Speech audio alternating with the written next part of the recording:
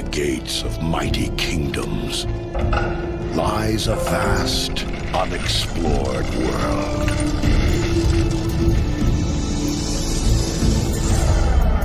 A world of honor.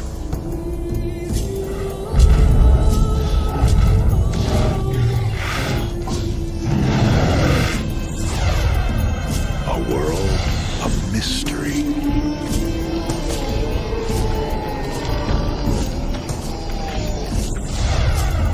A world of danger.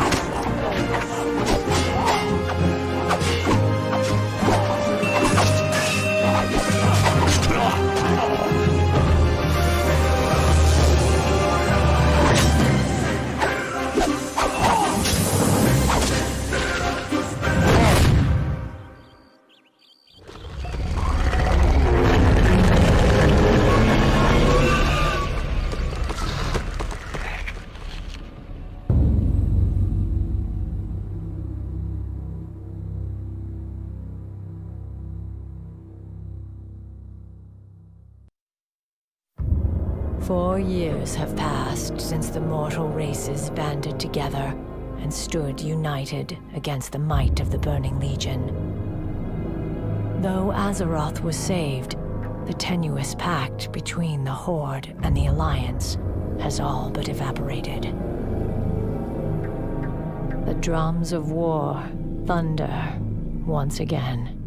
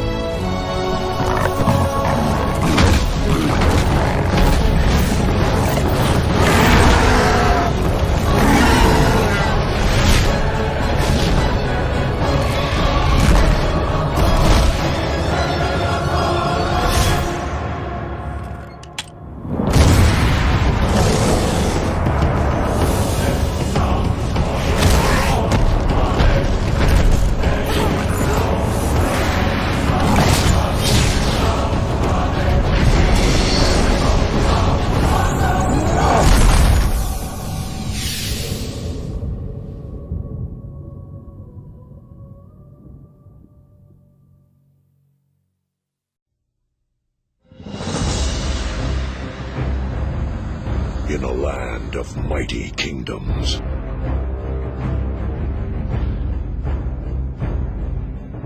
New threats emerge. Ancient alliances are reforged.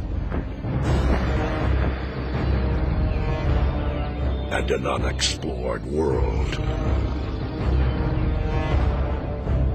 awaits.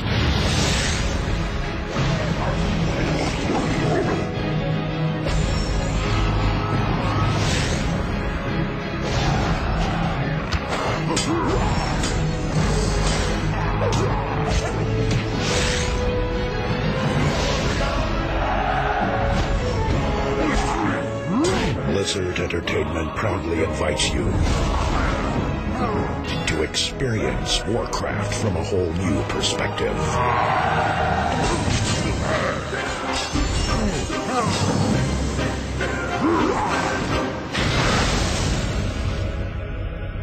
Stake your claim. Live the legend.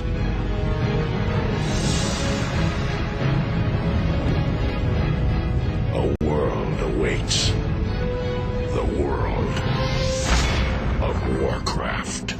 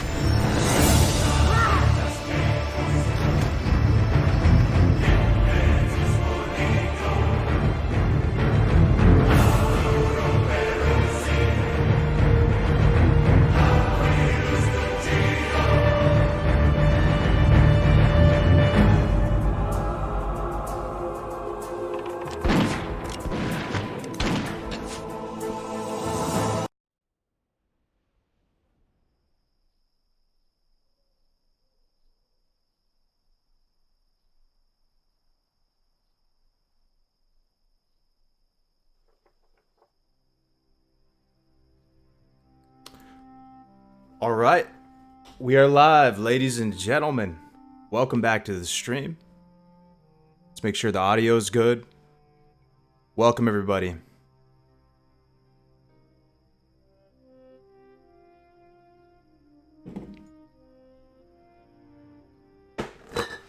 To treat myself today. Got a whole box of Stellas for this stream.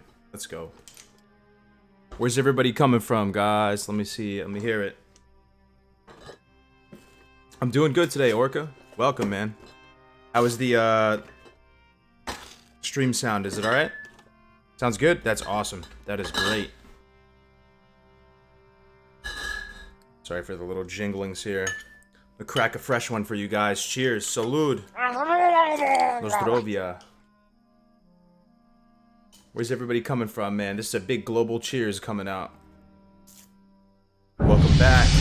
Another week closer, man. We got a whole week worth of programming. Ukraine, Sweden, Belgium, Vegas. I love the international folks, man.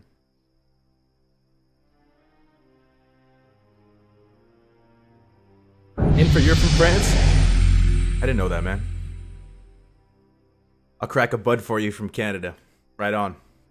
So today, guys, well, I want to make an announcement first. If you guys were there on GMA, something special happened, man.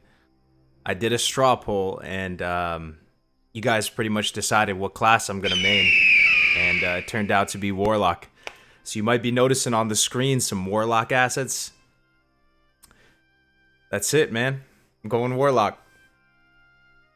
That's it. It feels good. It's like a weight off my shoulders.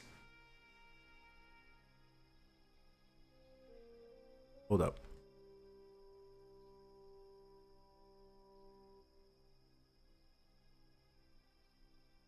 All right, that's better. Warlock for life. Yeah, man, I'm excited for it. It's a whole new beast, man. Like, I don't know too much about Warlock. I know something, but I'm excited, man. It's just the whole new set of talents and skills, a whole new color palette, and it feels good. It's a relief. It's a relief. Like, I've decided now. I'm rolling with that. It seems like most of you guys wanted me to go Warlock. I think it'll provide really good stream content too, being a Warlock. But man, I can't wait to be an Orc Soul Link Warlock. How cool is that? The flavor levels are just off the Richter scale. Pound for pound, Mike Tyson heavyweight champs in PvP. Self-reliant. I'm really excited to play Warlock, guys. So I've been away for drill this past weekend, but I was thinking the whole time, like trying to think of strats. How am I gonna duo level? What if I'm gonna go with a priest or a warlock? I've been testing warlock, which is really fun.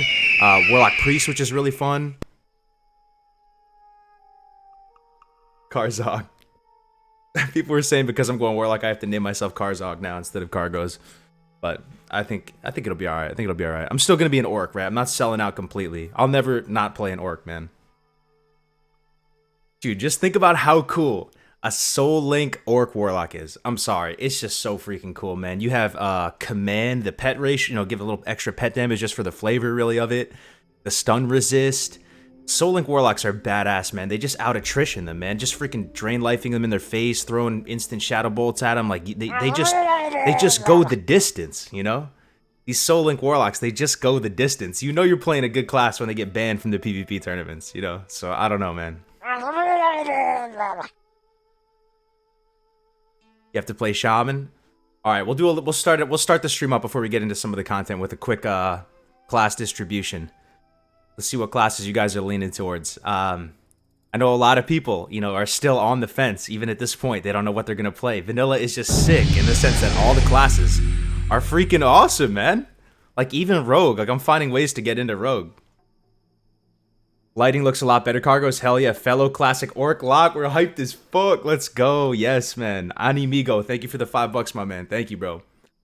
Thank you. Feels good. Alright, we'll do the straw poll now. Okay. We're gonna do 2 straw polls, actually, but the first one will be class. The nice light and polite way Lighting looks a lot better. Kargoz, hell yeah. Fellow classic Orc lock here, hyped AF. Hell yeah, brother.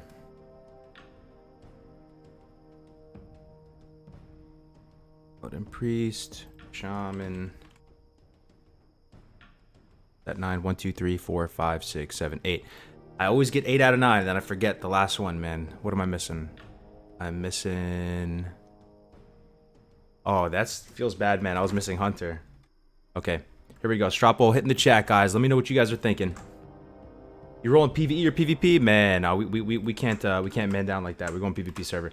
Foamy subscribe with Twitch Prime, my man, dude. It's been a minute. Thank you for the thank you. Chilector, Foamy, thank you for the Twitch Primes, guys. Appreciate it. Welcome to the channel. Thank you for giving us a shot here. Hopefully we have some good programming for you today. Welcome. Hey Kargoz, nice to see you again. First time for me joining in. Ooh, first time to the stream. Welcome. So I can join you live. How are you doing, my man? I'm doing excellent, man. We're another week closer to Classic. I was really happy. Now that the dust have settled, I don't know what you guys are thinking, but Blizzard came out with that blue post right before I went to drill, and they were saying that this beta is actually an internal alpha. And that actually provided me a lot of relief, man, because my thinking at this point is I want my first steps into Azeroth to be together with you guys come the real deal. If there's a beta, man, I mean, I might have no choice but to play it, but just because I really want to get these guides out, but I don't know. I hope it's not a streamable beta. I'm happy that we're not playing beta right now. I know that sounds really weird, but, I think, our first footsteps into Azeroth together, if it's the real thing, I think it'll be more memorable. What up, Kargoz? How you doing, man? I'm doing good, guys. I'm doing really good. Just chilling out with the boys. So we're going to do another speed leveling workshop today. I'm going to be talking about all the classes, different level brackets, tips and tricks. I love this stuff. It is just my cup of tea. Leveling is just awesome. And also, if you guys have any questions, I want to state right now, if you have any, personal questions, like little things, solo leveling, duo leveling, whatever, just send me a message in Discord. I can read it a lot better than the chat, and I'll answer stuff. So, yeah, also join the Discord. Our Discord has been really popping off, so it's really good, man. Shout out to all the mods in the Discord, just keeping the dream alive. The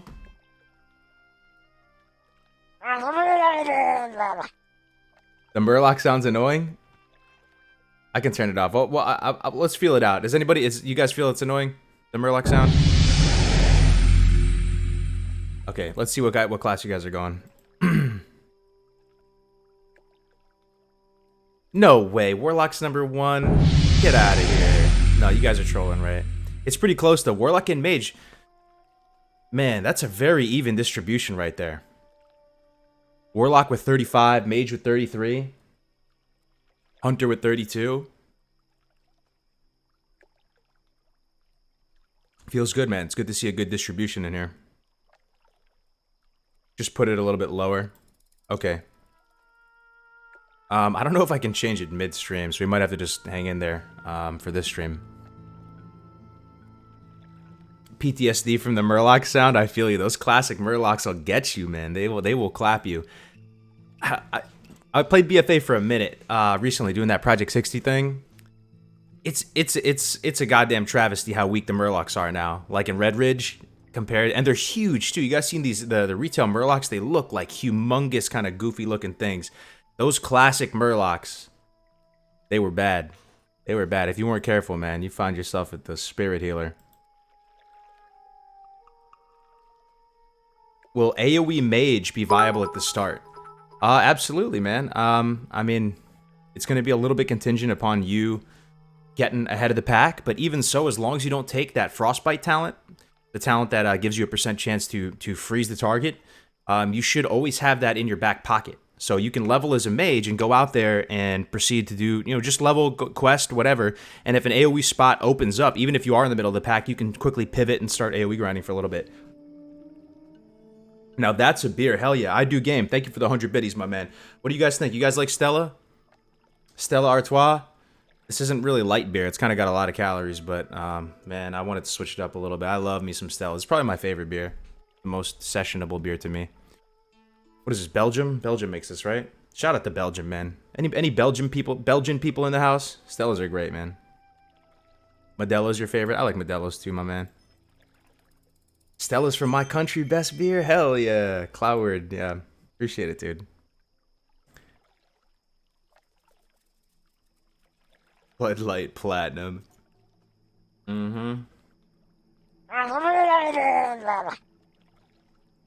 I do love the leveling process in vanilla. You're right on the money, Benzo. It's my favorite aspect of the game. I mean, I enjoy raiding.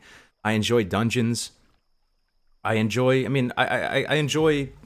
pretty much everything in Classic, but leveling, there's something about leveling, the experience, the journey, being able to have your friends in Discord or whatever voice comm program you use and to just go through this process to laugh and joke around, and it is really just so much fun. The pacing is just incredible.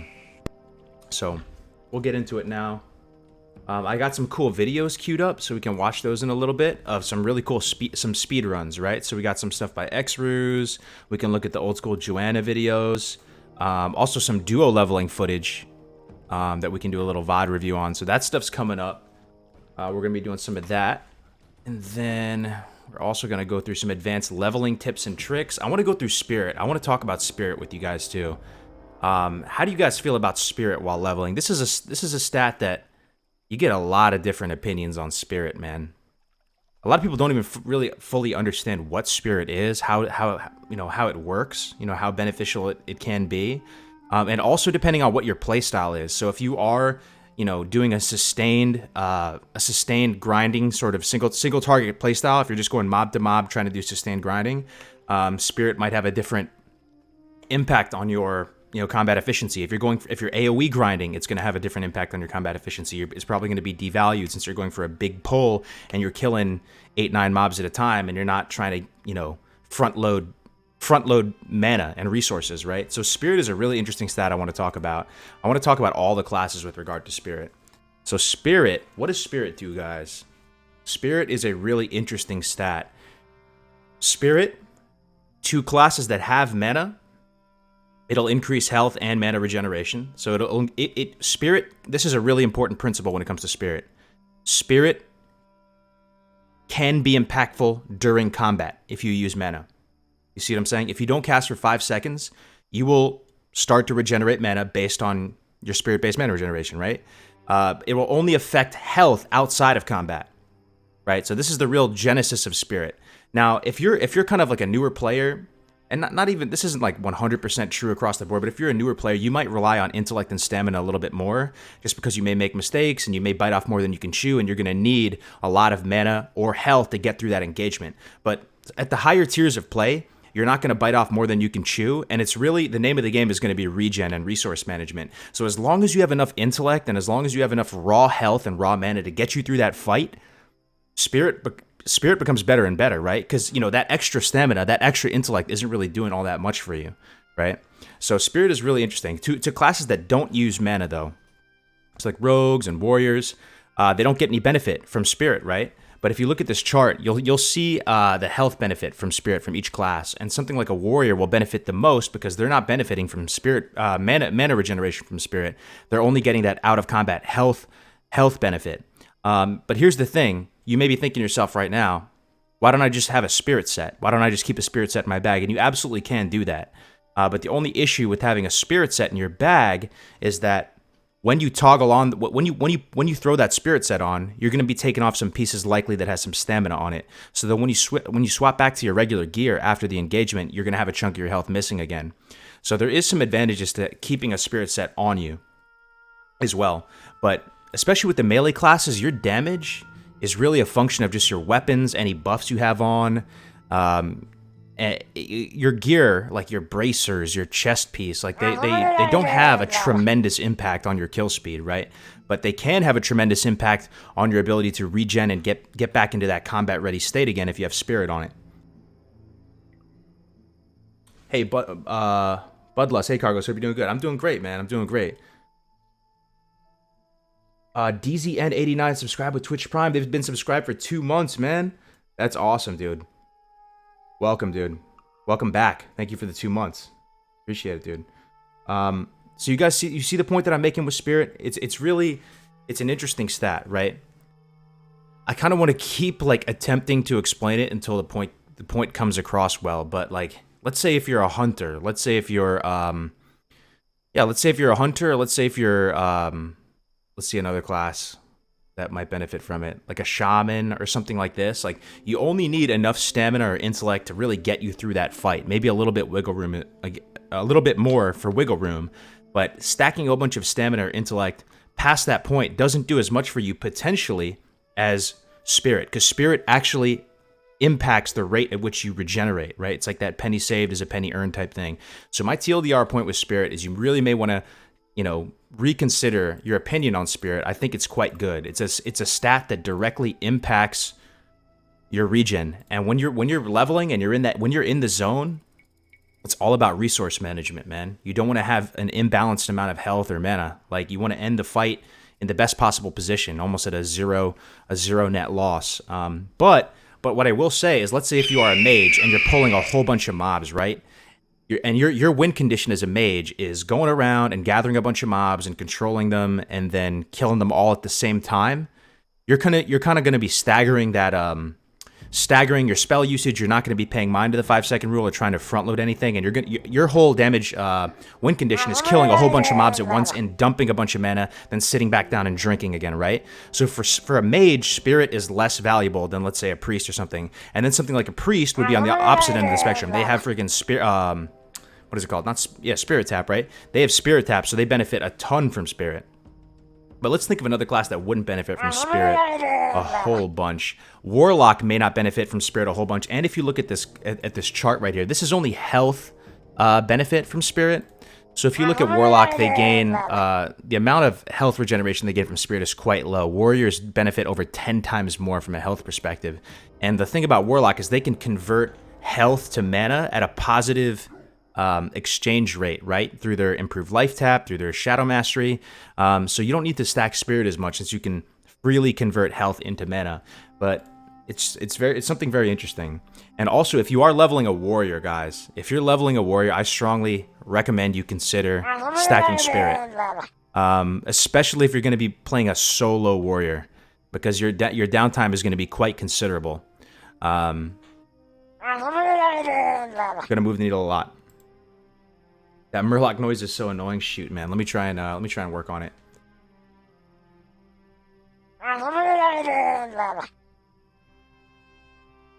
Give me 1 second here. I think I can change it midstream.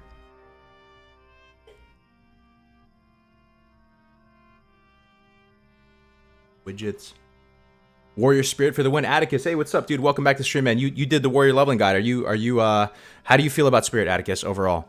I think it's really interesting. If you stack Spirit as a Warrior, man, it feels like you have, I mean, it's like when Navik did it the other day when we were testing it. I think it was like 30s or 40s or whatever. It was like he had 3 renews on him. So after combat, it doesn't, stacking a bunch of Spirit isn't going to reduce your kill speeds that much. You know what I mean? You'd be surprised. It's something in practice when you feel out. Stacking a bunch of Spirit in place of strength or agi or whatever you're not going to feel as weak as you might think you would, right? But once you're out of combat and you sit down, you bandage, or you get a few ticks of food, you're going to be regenerating so much faster. Okay. 1 second here. Alert box.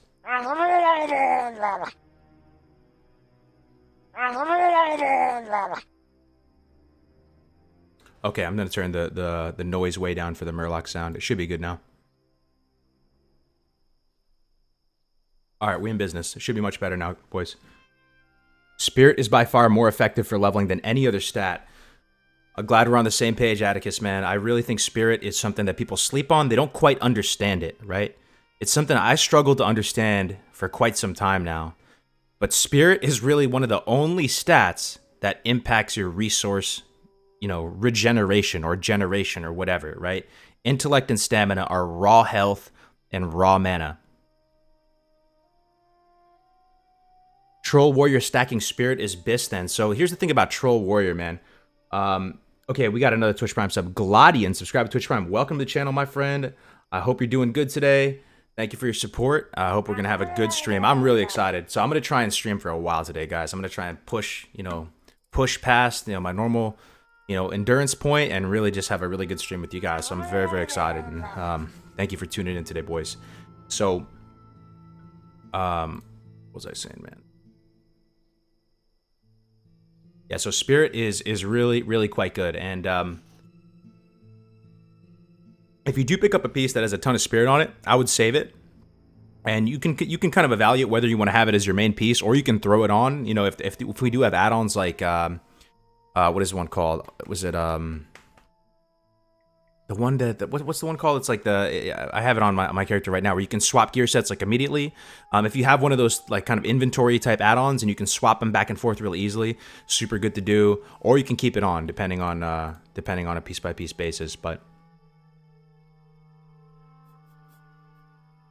did you figure out your restream issues? Yeah, we did, Mike. We did. It was really like strange, man. It was just the hard drive issue. Like apparently you can't just put an old hard drive into a new computer. It doesn't work for some reason. Outfitter, thank you very much, guys. Yeah, Outfitter is great. So I don't know what you guys think. You think we're gonna have add-ons on launch? It's likely we will if we have a beta. If we have a beta, I think it's likely we will. If there's no beta, there probably won't be add-ons. And I would like to say, I'll state it again, for those of you, I don't know if you guys have a different opinion, but I would think it would be kind of cool for a couple weeks with no add-ons, like maybe 2-3 weeks. What's the harm in that? Having no add-ons for 2-3 weeks? Yeah, it'd be annoying. Leveling as a warrior or hunter would be very annoying with no swing timer. But, is it really going to hurt the game? I mean, some of the more essential add-ons people might say are really, like grid and the threat add-ons and stuff like that. So the healing add-ons, I don't know. I think it'd be cool for 2-3 weeks with no add-ons, but KTM. Maybe very, very few without a beta, but definitely if we get a beta, you think so, right? I did pick Locke. Yeah, you guys actually decided my fate on Good Morning Azeroth last week. I put out a poll, And I put Hunter and Warlock there, and I thought to myself, man, this choice isn't going to get any easier. I'm just going to keep being in this gray area for weeks and weeks, and I don't really know a way to choose. You know, I'm so torn between these two classes. I could happily play either one. So you guys helped me out there and decided my fate. Irish, what's up, battle buddy? What's up, my man? We left it to a straw poll. Yeah, some people thought I was crazy for doing that, but man, I trust you guys, man. You guys are looking out for me, so. But I think Spirit is a very interesting talent. Okay, here's a great tip for you guys. I've said it before, I'll say it again. If you take one thing from this stream, this is what I would hope you would take. Okay? Be like super frugal with your resource management. Like, think about every time you use mana or use health, think of it as a resource. Think about it like that's something in your Visa card, you know what I mean? And you want to be as frugal and as efficient with that stuff as possible.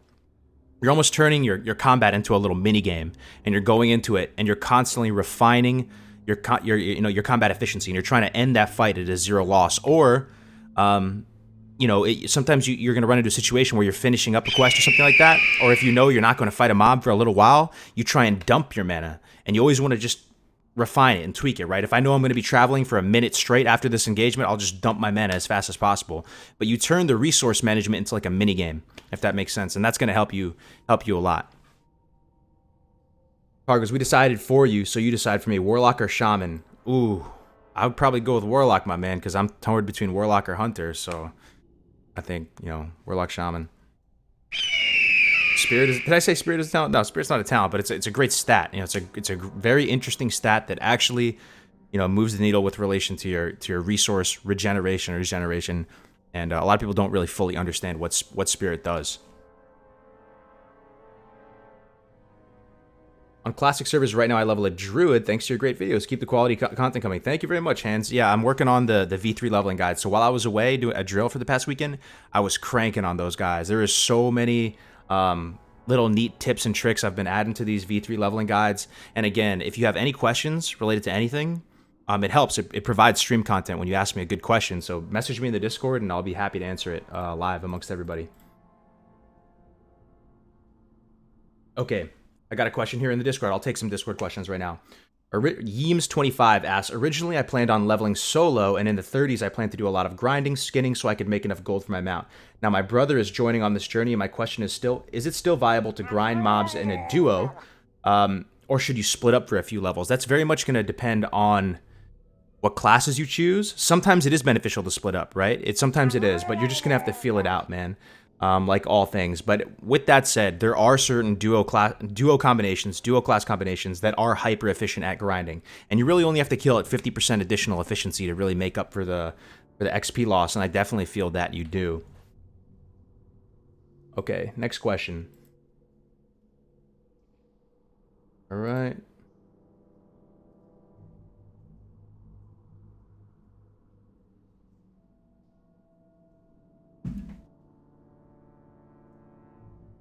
Slanders21, subscribe with Twitch Prime, my man. Welcome to the family. Welcome to the stream, my man. And Solo Money is now hosting us. Thank you for the host, good sir. Thank you for the host. Got a sub for this Weekend Warrior, my man. Yeah, you know how us nasty girls do. So yeah, Spirit, really cool. We'll go through this a little bit more. We'll go through the talents and stuff like that. Benefits of Spirit. So one thing I'm really interested in, though, before we move on is, and this is something I think is an unknown, I don't know if you guys have an opinion on this, is whether or not Spirit is going to, like, have this compounding snowball-y type effect in Classic. So that, the exact values are still kind of a little bit up in the air. Now, is it going to be the type of thing where each point of Spirit is more impactful than the last, or are we going to have just kind of a linear benefit from Spirit? Very interesting. Also, the troll ratio, another thing about that. I don't think that's based on spirit-based mana regeneration. It seems like it's based on just a percentage of your stamina. Also, spirit scaling in early versus late levels. Something to consider. I think spirit is better probably early. All right.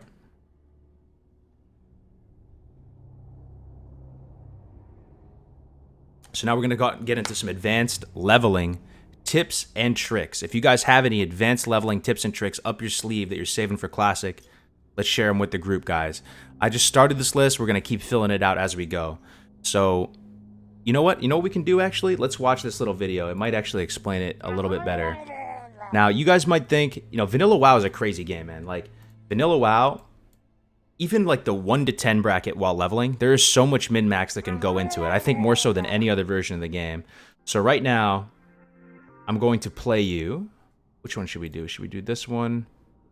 No mage. Okay, we can do this one. No mage leveling route 1 to 10. I'm going to take you through my thought process of leveling. I'll bring it up now. You should be able to. Okay, browser content. All right, perfect. You should be able to see that now, huh? All right, so level 1, man. Here's a little tip. You're in the starting zone, right? Imagine you're in the starting zone. This is all the stuff that's going through your mind. See him right here? This is my man X who's leveling this. So especially when it comes to spells, if you get a resist or something like that, it is massively detrimental to you. You're going to be sitting there meleeing the mob, and that is going to take forever to kill the freaking mob. So right off the bat, while you're starting your character, one thing you're going to want to do is you're going to look around and just target a bunch of mobs and find out what level they are. And ideally, you're going to want to kill stuff that's at your level. So right now, this guy right now, he's a new gnome. He's a gnome mage in the dwarf starting zone, and he's targeting a level 1 wolf. So he's like, all right, level 1, perfect, perfect. If it was level 2, he probably wouldn't attack it. We'll see. But this is definitely a consideration. If you're playing mage, if you're playing lock, if you try and attack like a level 3, here's an extreme example right now. If you're level 1 and you start casting at a level 3, you might resist 1 or 2. You're not going to kill the mob, and you're going to be meleeing it, you know, taking lots of damage, really slow, meleeing it, and waiting for your mana to start ticking back up again. Then you're going to throw a couple more shadow bolts or fireballs at it, and you'll eventually kill it. But it's going to be much slower than if you were to target a level 1. If you were to target a level 1 and fire 3 fireballs at it, or shadow balls, it's going to be dead, right? It's going to be dead. Also, another little pro tip is, okay, let's see if he does it after this one. So he's killing one. He's killing a second one. But in the early levels, your mana ticks back in like huge chunks. So like, watch his mana at the top. It's ticking at 20 per tick right there. It ticks in chunks. So one thing you can do is you can maybe get a tick or 2 of water if you need it. But if not, you can use that time while you're outside the 5-second rule to position yourself in a way that you're like 1 tick away from being full mana. And you can start your cast when you're 1 tick away and just queue up the spell, you know, perfectly. That'll save you a little bit of seconds as well. Target my Night Elf Mohawk, Kargoz. Oh, I'm targeting your Night Elf Mohawk, man. If it's red, it's dead on my server, fam. If you're an Alliance, man, Nicky Night Night. I'm taking out all the Alliance. We're gonna remove him from the server. We're hoping for 90-10 faction imbalance. But all right, yeah, so he's doing that. So now let's see if he drinks right now. Yep, he's drinking for a few ticks. I assume he's not. Okay, this is smart. This is smart. So he's drinking, right? Look at him, dude. What a little esports legend right here. Going into his interface, using this time productively, right? It's all about hitting multiple birds with one stone. So he's in the interface right now. He's enabling the different action bars as he's drinking. He's got that Korean APM. He's good to go, man. He's getting back up. Let's see if we got some sound here. I think we do have sound. Okay. All right, now he's back in the fight. That's another thing, though, man. Like, mages, I really underestimated mages 1 to 10. Mages 1 to 10 are actually quick. Actually, real quick. So look at him. He's moving in a productive direction, then moving back in just a little bit to get the swings perfectly. And you see he has this cool add-on right here. Hopefully, I don't know if they're going to have this on launch, but they have add-ons where it allows you to track your 5-second rule. It'll be able to tell you when your mana will start ticking again. So the game works in ticks.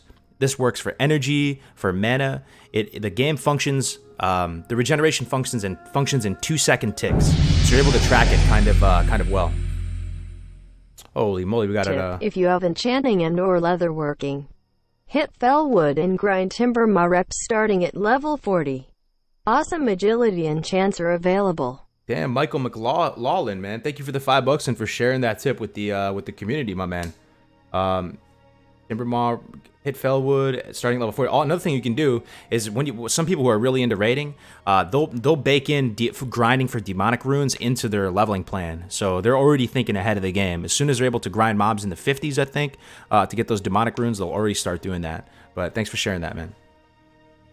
It's amazing though how much you can think of. It's amazing how much min-max even in the 1 to 10 bracket. Like I love speed running 1 to 20. Oh, you got to resist, dude. Getting resist, it can just be so crippling early. But another thing you're gonna see, it's really important to keep up. It's really important to keep buying the highest ranks of food and water. Now, you might want to have a couple different ranks of food and a couple different ranks of water because it's expensive, right? It is super expensive. So even mages, you'll see like the really good mages, they even though they can make their own water, they will still buy the highest rank water and food when it becomes available. Maybe not food so much since they have low health, but certainly water. So, you know, if you're in the Valley of Trials, for example, and you're an orc, you're a warlock like myself, if I'm going to go warlock, you can't buy ice cold milk once you leave the Valley of Trials. Like Senjin Village does not have ice cold milk, so you want to buy some ice cold milk before you leave. Now you may not always use that ice cold milk because it's expensive, right? And sometimes you only need a tick or two. But let's say you make a misplay and you end the fight and you're really low on mana, that ice cold milk is going to get you back in the fight really, really fast, right? So buying the highest rank, I think it's at 15. It's every 10 levels, so like 5, 15, 25, 35, all the way up, so on and so forth. It's quite impactful. You definitely don't want to drink the water you make. Yeah, it is quite slow. It's good to have, you know, as a backup, you know, to have, but a lot of the mages who are really trying to speed level as fast as possible will totally buy that highest rank water like immediately. Oh man, we got a donation, 100 biddies. Can we review the monkey news speedruns for the warrior ones? Yeah, we totally can do that, man. Thank you for the 100 bits. It's going to be a fun stream, guys. If you like leveling and nerding out and min-maxing, you know, just little like inconsequential things, you're in the right place because we're gonna go deep, man. We can talk about talents, we'll talk about classes, really any questions you guys have. Just message me on Discord. It's the best way because the chat moves so quick that I can't really keep up with it so much. But if you ping me on Discord, I'll get to it. All right, so look at them. Next tick in 2 seconds. You see this down at the bottom? Let me see if you guys can see this add-on right here. Look at this. Next tick in 2 seconds. How pro is that? Another thing that you could have is a little energy tick tracker. So this is tracking 5-second roll regen, but there's another little tracker you can have that tracks energy, but you can use it for mana as well that you could have. Okay, so he's level 1. He's making an effort to target level 1 wolves instead of level 2. So if you're in the starting area, if you're in the Valley of Trials, if you're in the dwarf starting area, if you're in Camp Narachi, and you have the option between killing a level 2 if it's higher than you, or a level 3 and you're level 2, try and kill stuff your level. It's generally going to be much more efficient to kill them, and you can just get right back in the fight. Now if you get into a situation where you get an unlucky resist, right? You get an unlucky resist or two, and you're meleeing the mob, and you're in a situation where, you know, you can just continue to melee it, or you can use your mana as soon as it ticks back up a couple times. More often than not, you just want to use that mana as soon as it starts ticking back up again. As soon as you feel like you have enough resources to kill that mob as fast as possible, then after you can immediately drink. So just go right into the drink or the eat right after that. Watch out for giant murlocs. Yeah. Will you fall asleep during the 24-hour launch, dude? There's a good chance I might, my man. I've never streamed for 24 hours in my life. The most I've streamed is, I think, like 12 hours or so during the demo, if you guys remember during the demo. So, man, I don't even know how I'm going to do it, man, to be honest with you. But we're going to give it a shot. You guys deserve it, man. 24-hour stream, and then we're going to go 16, 16-8, or was it 18-6, right? Yeah, we're going to go 18-6, 18-6 after. So 24 hours, then 18-6, 18-6. Going to go full 24 hours straight, sleep for 6 hours, you know, wake up, do a personal hygiene, get back into the game, eat some food, and then go for another 16. It's going to be crazy, man. This is going to be like full poop sock on another level. I don't think I've ever gone as hard as I'm about to go for Real Classic. So, oh, that's another thing. I loaded up the straw pool already. So I have a question for you guys. How hard are you going to go come Classic? And it's all good if you're just going to play casually, man. You know, it's all good. It's all good. Different strokes for different folks. But you know if you're putting in 100% effort. Right? I want to see. I put the straw poll in the chat. I want to know what the distribution is like. Are most of you going to go super hard and be here right at launch and try and get ahead, or are you guys going to take your time, maybe chill out a little bit? Let's see. Straw poll's in there, hot and fresh, man. You guys could be so kind. Let's keep going though. So he's still level 1. I think it takes 8 mobs to get to level 2. So he's definitely making an effort to kill level 1s. And look at them. Another thing, very simple, but you don't always have to loot the mob. I know it's going to drive some of you guys nuts. But oftentimes you'll feel that it's so inefficient to like go walk all the way over there and loot the freaking mob and come back. So sometimes just let the mob, you know, let it be. Let it be. Interesting. So what is he doing? Is here? Okay, here's another thing you can do. It doesn't really, I don't know if it works so well with like mage. But what you can do with hunter, this is another advanced tip. Imagine you are a hunter here. I can play the hunter clip real quick. Let me play the hunter clip real quick. All right, so this is a vanilla hunter speed run. Oh, this is deltoids? Dude, I've heard of this guy. Deltoids. Huh. Okay, so is he doing the 1 to 6 now? Okay, let me go back to the start now. Oh, look, I can already tell he's doing it. That is dope. Okay, here we go. All right, boys, this is the starting zone that I know and love. I love the Valley of Trials. I've done the Valley of Trials. At this point, I can confidently say hundreds of times at minimum, potentially even like over 1,000 times, to be honest. Like, when I used to stream this stuff on Twitch, if I would make one mistake and I would be like level 12 or whatever, I would just delete my character and start again. You get into like a weird little zone of it. So look, he got his quest. He's headed over to the boars. Let's see if he's checking what level. As a hunter, though, it doesn't matter too much. Hunters are really good at killing stuff that's higher level. You don't really suffer from that spell resist. So it doesn't matter too much as a hunter, choosing the right targets initially. Let's see what his thought process is right now. So he's got the auto shot timer here. It's in the middle, as you can see, ticking. He's shooting while moving is quite nice. He's not using his racial, though. Interesting. So trolls have a berserking racial. One thing he's doing, though, really, really pro, is weaving melees between his ranged auto attacks. And it's hard to do when you have a fast weapon. When you have a fast weapon, man, it is hard to do that. But look, he's meleeing between auto shots. How pro is that? Honestly, I need to get better at that, to be honest. Like, that is so sick. He's meleeing this modeled boar while auto-shotting another one. You see that? He's double dipping right now. Value from his ranged, because they're different swing timers. Your ranged swing timer is different from your melee swing timer. How sick is this like little esports play right here? Level 2 in Vanilla WoW, you can be making plays for days, man. Check this out.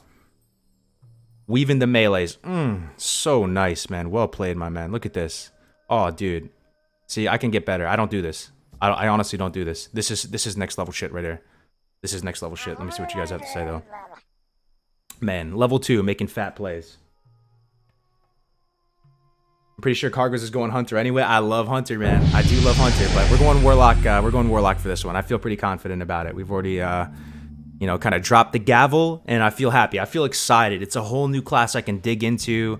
Never really rated as a Warlock. You know, I've had friends who have done it before, and, you know, I just think it's going to be so much fun. I'm really excited. And I'm more excited on the PvP front, though, because to be an SL Orc Warlock, dude, how freaking cool is that? It doesn't get much cooler than that, man. Like, Orc is my dream race. It's like my favorite race. I love Orc. I love everything about them. I love how they got the big traps. You know, the traps are like, they got the big shoulders, big traps, man. And like, even though you're a clothy, a lot of the Warlock gear still looks pretty brolic, right?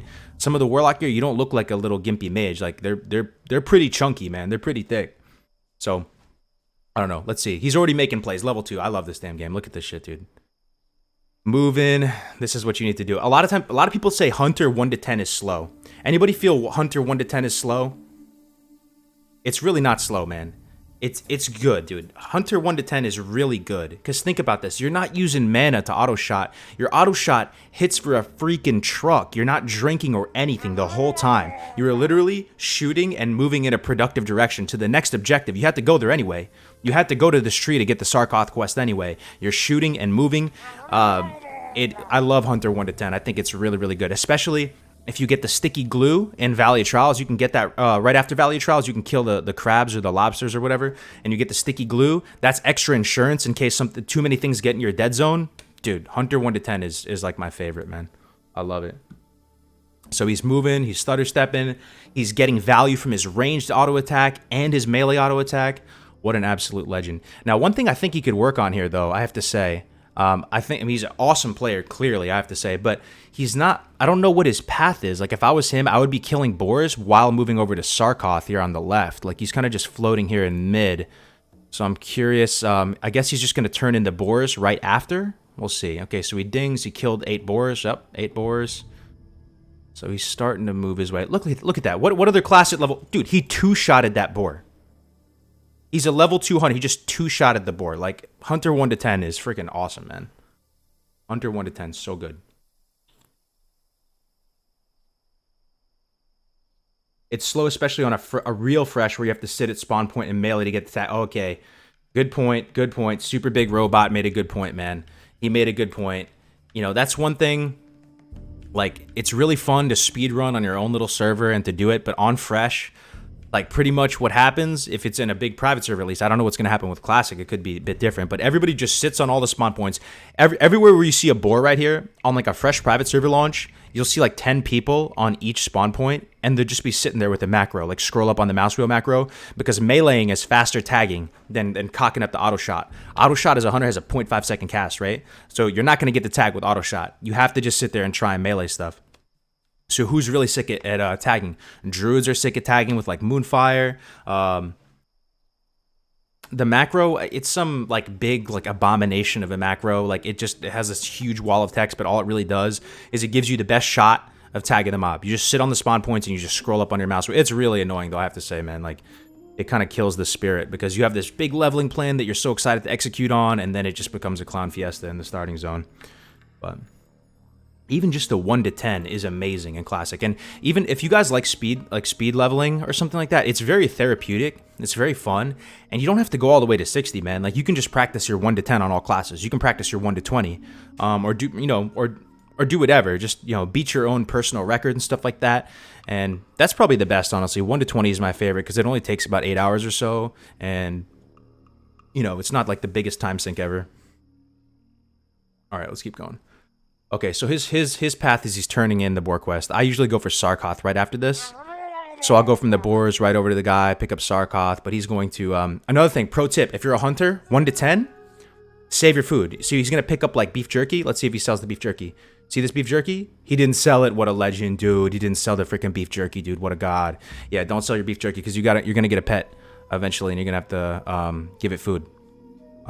So you pretty much if you're like in this position, if you're a troller or hunter, I would get a raptor right outside of Orgrimmar because they have rank 2 claw and you can feed it the meat. If you get the crab, you're gonna have to go to the Stranglethorn fruit vendor and buy a whole bunch of like grapes. Buy a freaking fruit salad. It's gonna cost money.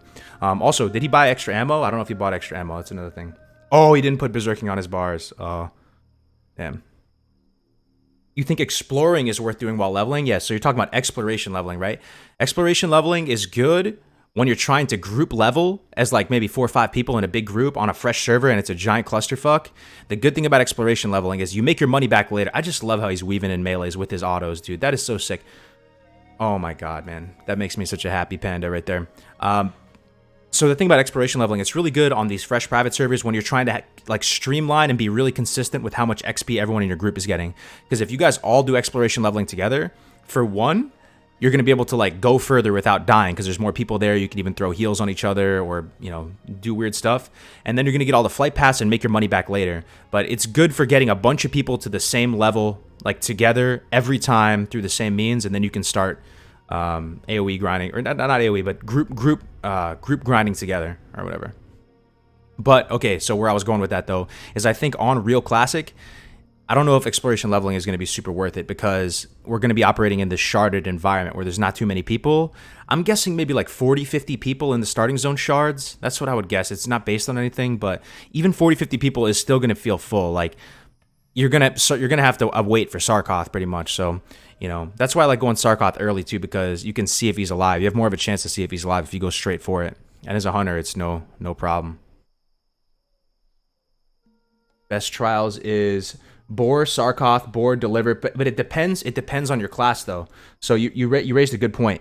Pretty much your leveling path is going to depend on whether you're a class. Like if you're a warlock, do you rush your imp quest or no? Do you get your imps right away? You can get the imp quest right away of a warlock. You can pick it up immediately.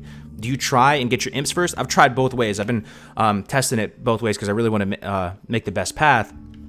Now, on a fresh server, if there's a lot of people over by the imps, it may actually be worth it to rush your imps because you're going to have help killing those guys. But if you're a level 2 trying to kill level 4 imps, you're going to have a really bad time and it's going to be very slow and you might as well just, get your imp a little bit later. But see, that path where you're saying go kill Sarkoth right away, as like a level 2 warlock or something like that, it's going to be really slow to kill Sarkoth by yourself. He deleted the meat? Did he really? I wouldn't delete it. Maybe he just doesn't really care too much. You can just buy some cheap one later, but I keep mine just because you're going to get a pet soon, in like an hour. How are you going to get lesser magic wand on retail? Oh god, dude, let me tell you about lesser magic wand, dude. Let me tell you about. Let me tell you a little something about Lesser Magic Wand, man. Lesser Magic Wand. This is an amazing acceleration of duo leveling. You guys know I love duo leveling. It's so fun, right? It's amazing. We're gonna watch a video in a little bit about my man Xrus. So I'll tease you with it. This is what it was. Classic WoW Rogue Warrior duo leveling. He sent this to me a couple weeks ago, and it's really, really cool. This might be one of the first visual tastes you guys are going to be getting of duo leveling. And to me, Rogue Warrior is far from my ideal combination. There's ways of making it work, but these guys basically got to level 20 in 9 hours as Rogue Warrior, right? That's pretty damn good. Rogue Warrior duo leveling, 9 hours. We'll talk about that in a minute though. But one of the amazing accelerations. So I'm playing Warlock, so I'm for sure going to do this. This will be my strategy, 100%. With beyond a shadow of a doubt, this will be the strategy. We're going to duo level. One of us is going to get enchanting tailoring, and the other person is going to get skinning leatherworking.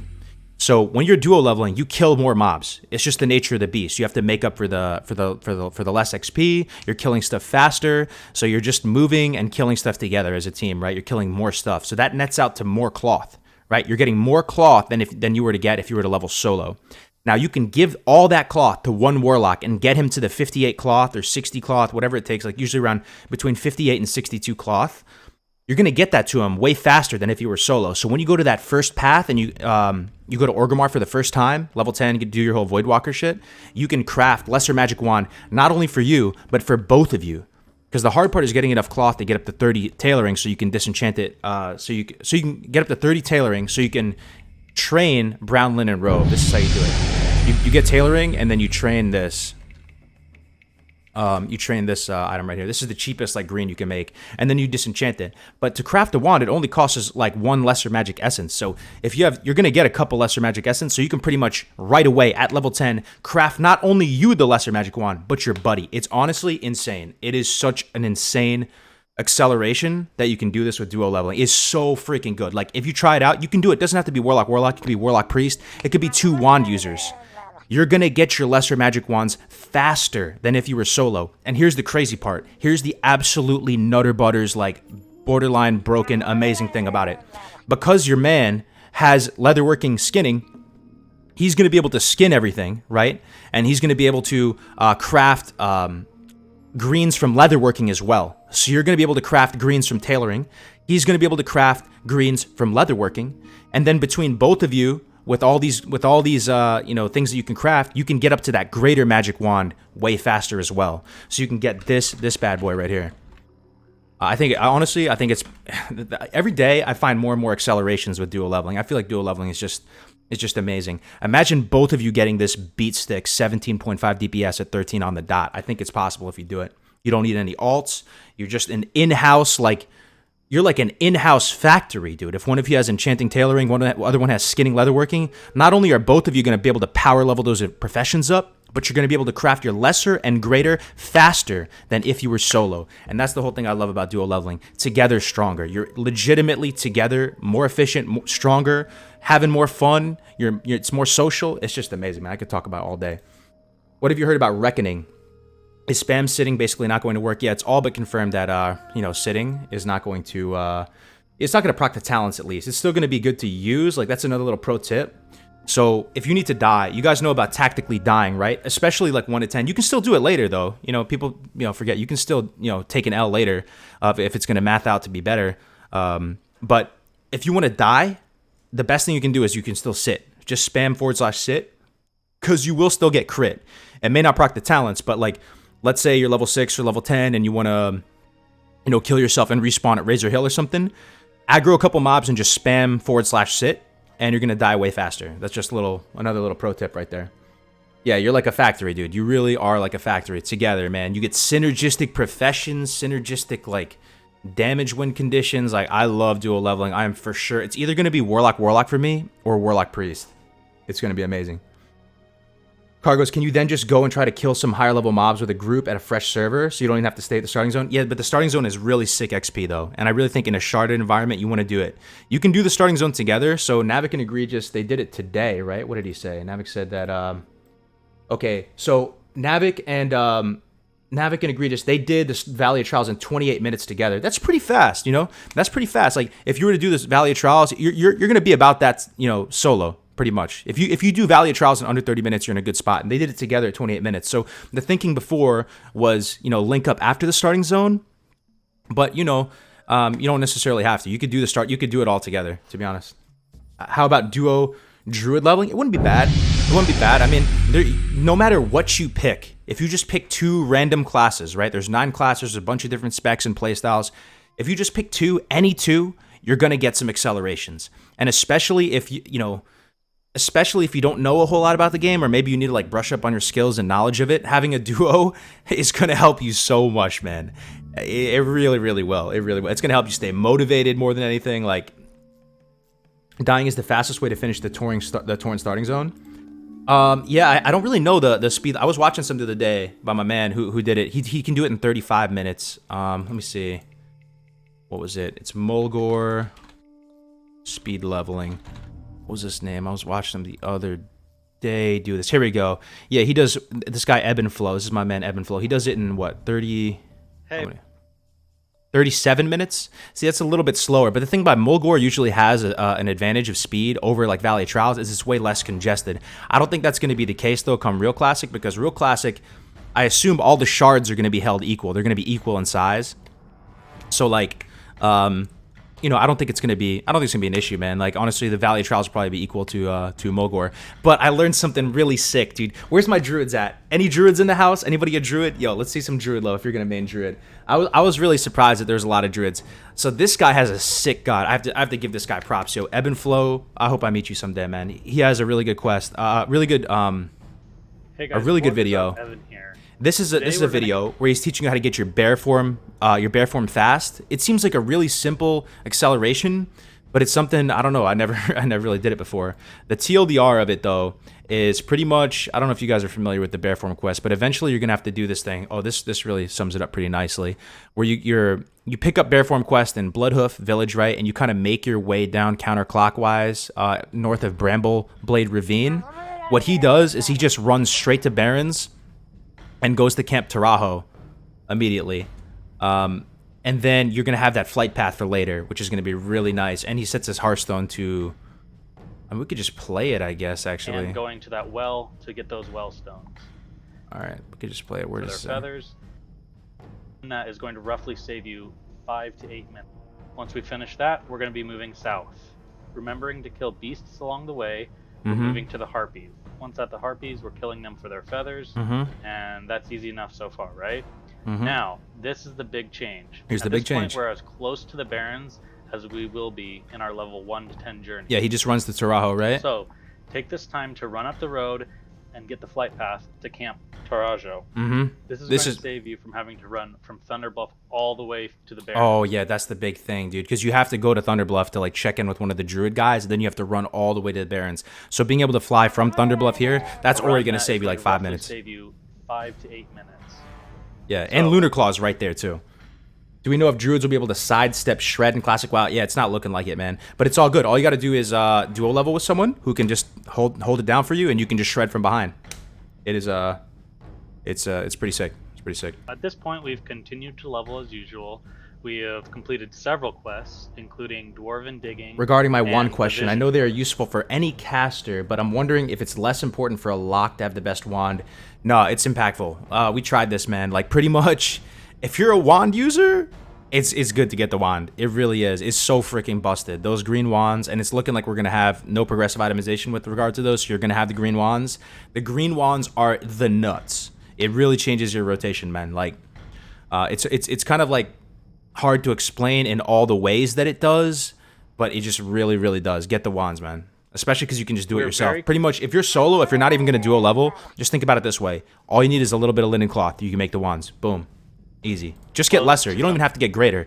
Once you get to greater, you can even start planning in different like quest reward wands. It's all good. But definitely get lesser magic wand. You can get it at level 5, man. It's 11.3 DPS at level 5. Like, enough said, man. All you do is once you get that, is you throw up an instant cast and you just start wanding shit.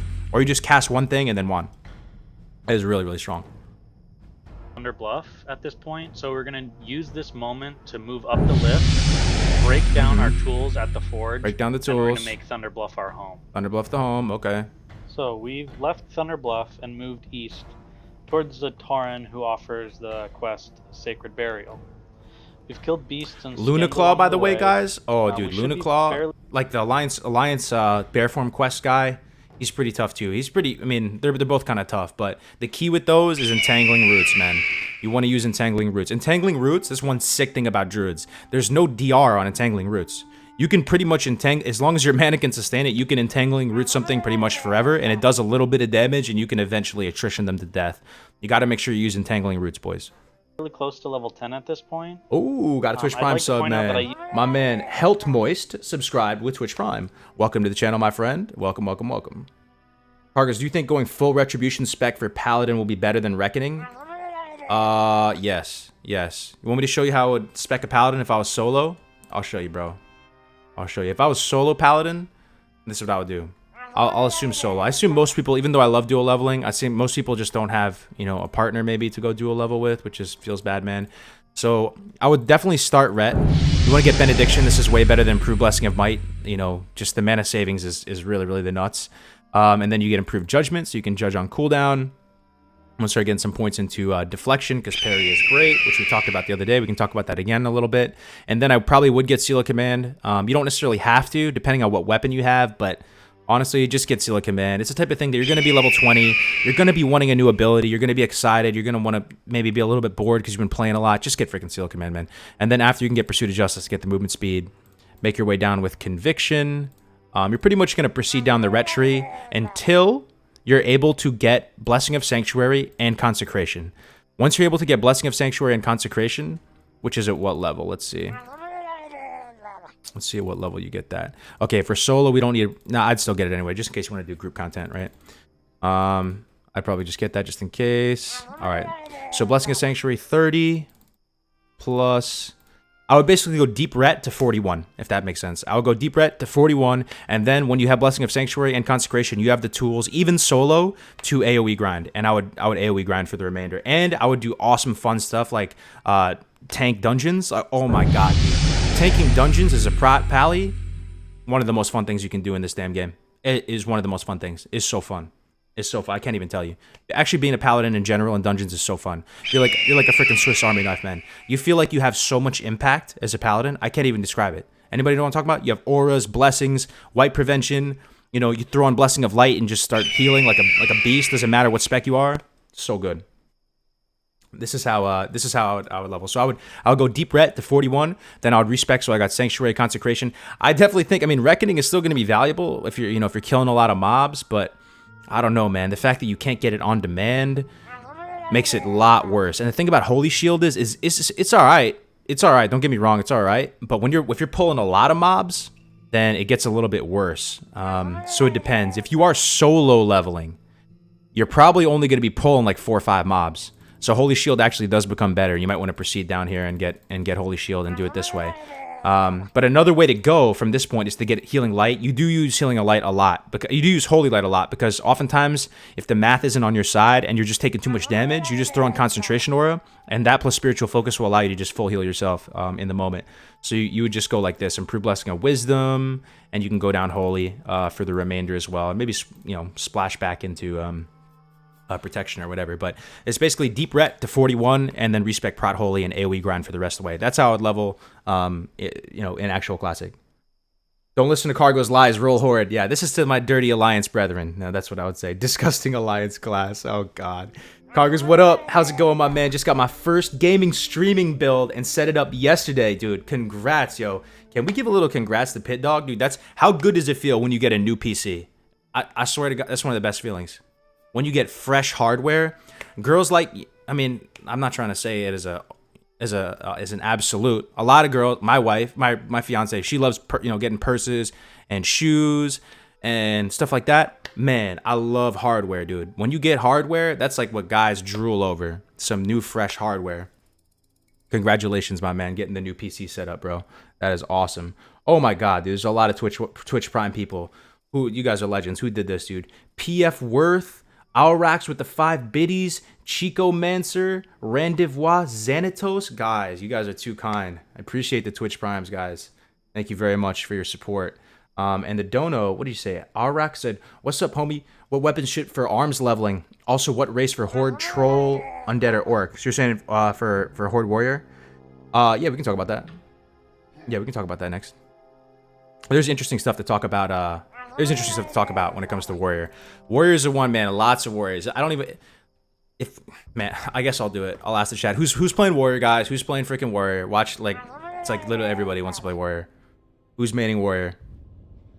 Watch the chat just go crazy, man. Everybody and their mama wants to play warrior up until they realize how much of a grind it is, man. Any tips for a chamois warrior dual leveling pre-30? Oh yeah, I got some tips for days. Tips for days. Grace for days and tips for days.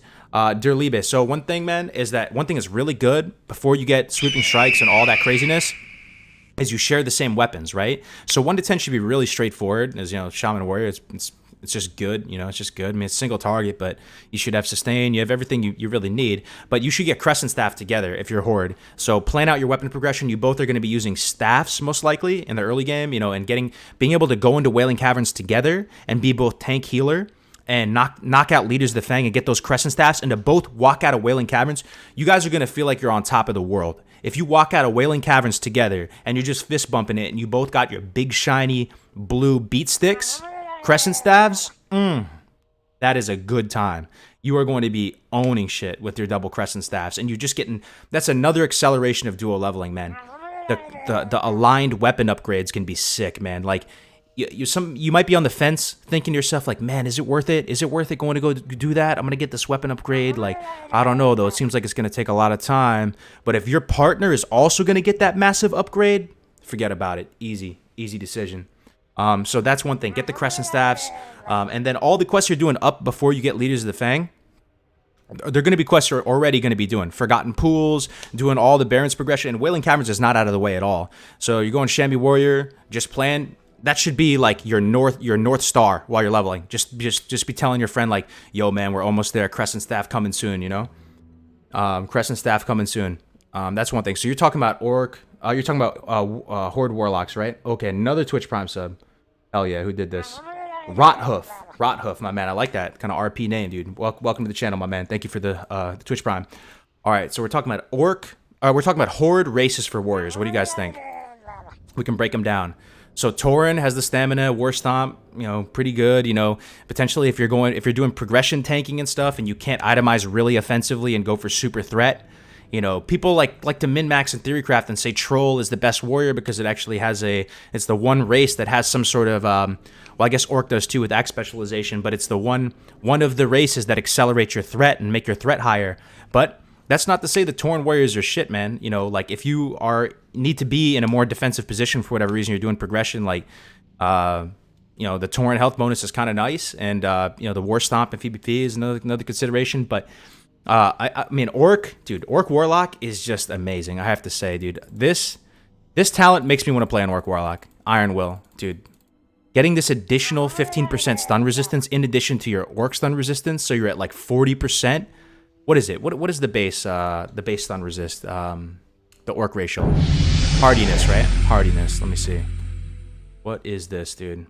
25 plus 15 plus you have base stun resist. What is base stun resist? 5%?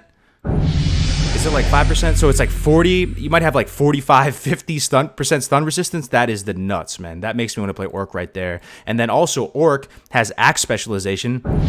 So a lot of you guys might be familiar with how glancing blows work. So no one is exactly sure how weapon skill is going to operate, you know, with relation to glancing blows and defense come classic. Even the best theory crafters don't know for sure. Some people have some good guesses on it and on why they think, you know, it is what it is, but the TLDR, though, is that having this additional points of weapon skill will reduce the effectiveness of glancing blows effectively.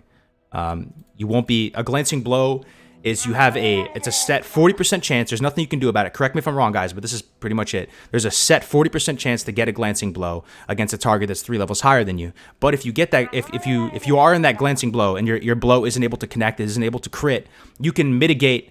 how strong that glancing blow is, right? So the weapon skill will help you do more damage when you do glancing blow. Nah, bro, hardiness increases it by 25, not plus 25. But it's the same thing, right? It's 25. It's additive, though. We were establishing this over the past couple weeks. You know, it's the 25 plus the 15 from Iron Will here. I don't know if you can see it on the talent calculator. So it'd be 25 plus 15 plus your base stun resistance, right? Don't you have a base stun resistance? Orc for sure, dude. No, we thought we did Jaxie. We thought we did, but it actually is additive in Classic. I really tried to investigate that as much as possible. That's good thing you remembered, man, from that Good Morning Azeroth.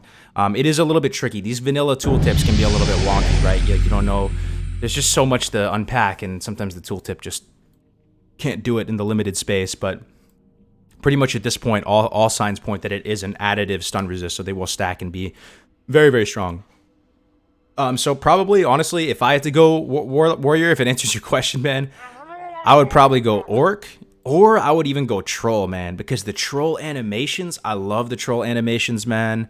I love how troll warriors start with a little throwing weapon. Any of you guys know that? I know some of you guys didn't know that. I didn't know that till recently. Troll warriors, they start with a throwing axe, dude, which is so cool to me. It's just like one of those just unique, random, vanilla, flavorful things. And a lot of times you're not able to charge, right? Like it's a liability to charge. So you either have to like face pull or throw this little axe, and it comes in kind of handy. So it's kind of cool, and I love the animations, dude. How they hold the sword, like the axe or the sword, they're kind of like hunched over, and it looks like they're doing capoeira or something. Freaking love troll, dude.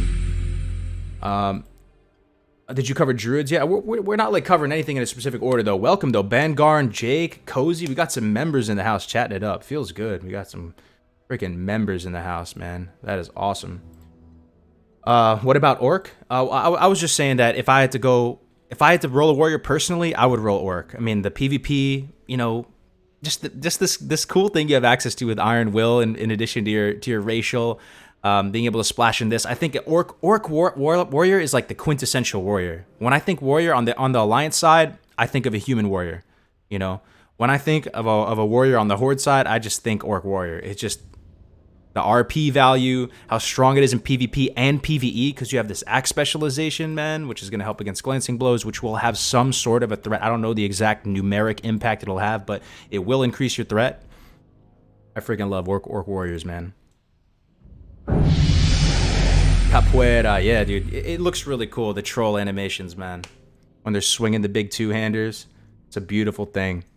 What about Gnome Warrior? I've heard Gnome Warrior is really quite good. I mean, the escape artist talent is really nice. What is the cooldown on it, though? And Phase 1, you guys have to realize, there's no trinket in Phase 1. Have you guys thought about that? There is no PvP trinket. So what is that going to do to the PvP metagame for the first couple months of the game? What do you guys think? Let me see what escape artist. Cooldown. 1 minute cooldown?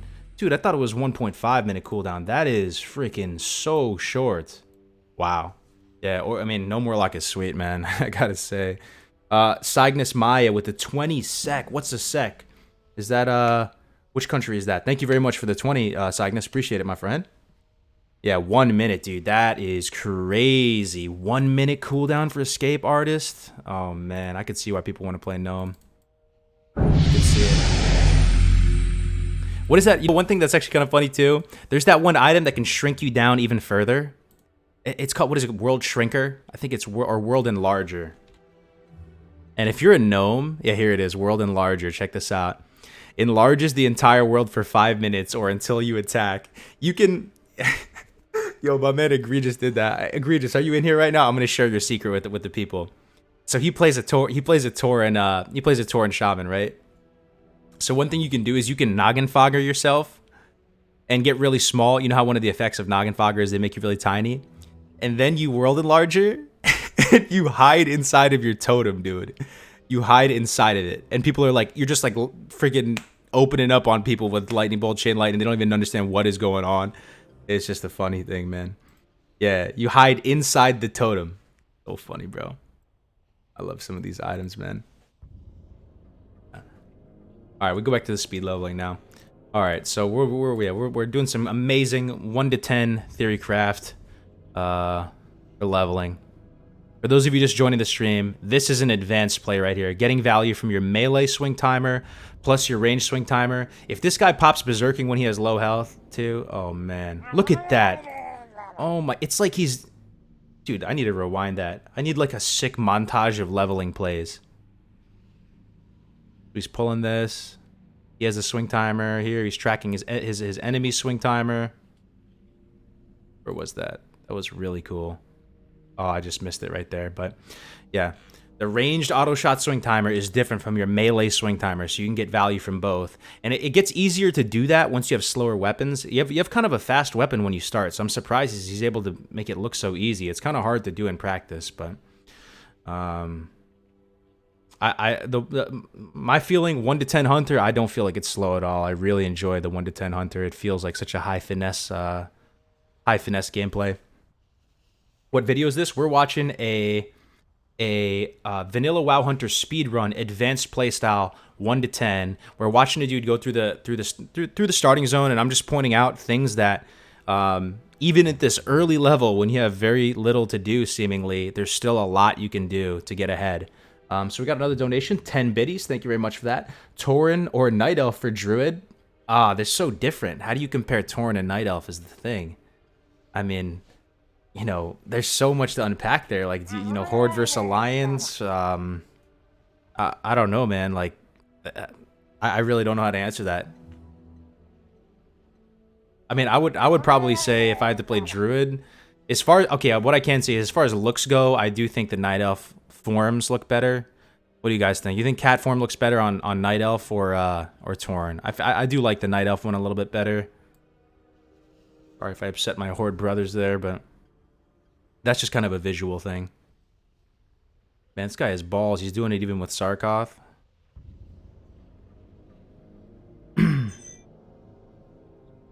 War Stomp Regrowth. Can you cast the Regrowth in the time? Night F1 by far. Yeah, it does look really sick, right? That's one thing about vanilla, though. I feel like, you know, the gear is kind of simple and wonky, so I think the Druid forms, they hold up. Like, they look pretty cool relative to how everyone else is looking. Whereas opposed to in later expansions, some of the sets, like, look pretty, you know, sophisticated. They have all types of particle effects on them, and they look streamlined and stuff, and, you know, you might be feeling like you look bad as a Druid in form. But in vanilla, I think the forms really hold up. Slower bows use less arrows, that's for sure. Yeah. Oh yeah, we should. Oh, you're right. The poll. How hard are you guys going? Let me put it in the chat one more time. We get some more answers on this. If you haven't voted, I'd appreciate it, guys. It's just a little way to get the hype. See where everyone's at, man. How hard are you guys gonna go come Classic? What is a 1? Let me say what 1 out of 10 would be. 1 out of 10 would be you're gonna play it once a month. 5 out of 10, right at the medium, would be you're gonna play it maybe 2-3 times a week after work, or maybe a little bit more than that. Maybe after work you're gonna play for 2-3 hours. 10 is full poop sock, like full, you know, freaking full-time neckbeard gamer status.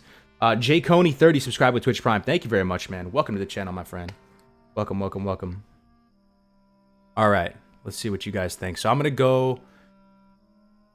10. I don't know what to say. Like, it's I don't want to bite off more than I can chew, but I don't think I'm biting off more than I can chew. I'm going to really try and do this full time, man. Like, I'm going to try and go super hard. So I'm going to put 10.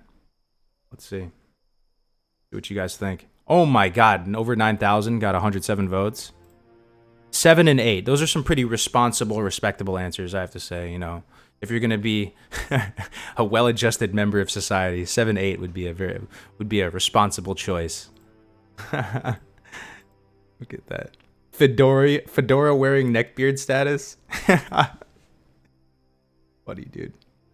You should take a poll for what faction PvP focused players are gonna go. Oh, it's hard to do a faction on that. I mean, that's one thing. So I don't know, man. I mean, in PvE, I can definitely see why people feel like Alliance has the edge. I'm not gonna lie. With PvP though, I really do think it's up in the air. I mean, Paladins are good, man, but I mean, the offensive playstyle when it comes to Horde, it's nothing to laugh at. And I think the individual racials on Horde, they seem better to me than the individual racials on Alliance. But how that works out in, you know, an organized pre-made setting, maybe the value isn't as much. But out in world PvP, pound for pound, I think the Horde racials do more. Paladins are broken in PvP too. Yeah, so I've heard, but. So it's the amazing thing about this game, you know, like, it's not a clear-cut answer, even knowing what we know about this game. Maybe some people feel it might be, but I don't think it is. These Val Familiars, you got to be careful with these guys, though, I got to say.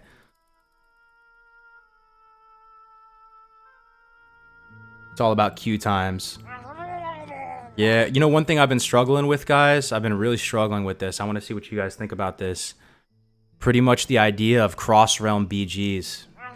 I don't know how you guys feel about that. I really, like, selfishly, my initial gut was telling me no cross-realm BGs, because I kind of want to have that name on my server and have those rivalries and be playing against other people that know me and I know them, and it's just your one community. It's a static community. It's the thing I love most about vanilla. But I have to say one thing that might change your mind, and this is one thing that kind of made me want to change my mind as well, is that when you talk with some of the high-end PvPers, they'll tell you that it's kind of an exploitable system in the sense that you can kind of match fix or snipe out teams or dodge, like Q dodge, you know what I'm saying? And you can kind of game the system and, you know, I don't know, that seems so against the spirit of the game, and I don't know what we could do to combat that. Teams being able to, you know, dodge and snipe certain teams and match fix. How do you guys feel about that? That's one of the main faults of the PvP system.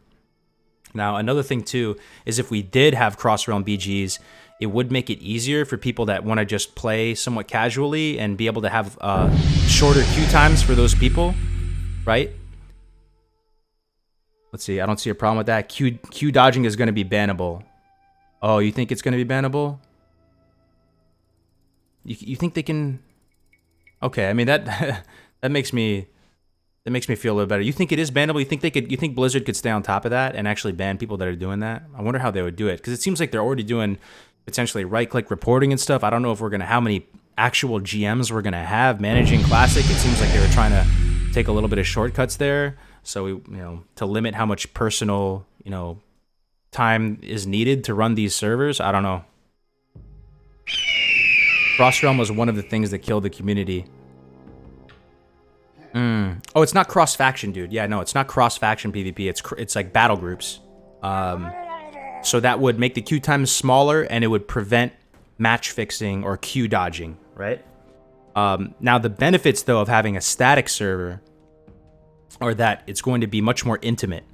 The people you fight against, you're going to know these people, and they're going to know you, and you're going to recognize the same faces, and it's going to be more in line with the story of your server, and like, oh, this guy's a really good elemental shaman, this guy's a really good ret paladin. You're going to recognize everybody. And I don't know if there'd be a way to only do it for AV, but I guess that would be an option, right? To have cross-realm only for AV and leave AB and Warsong Gulch to be only static.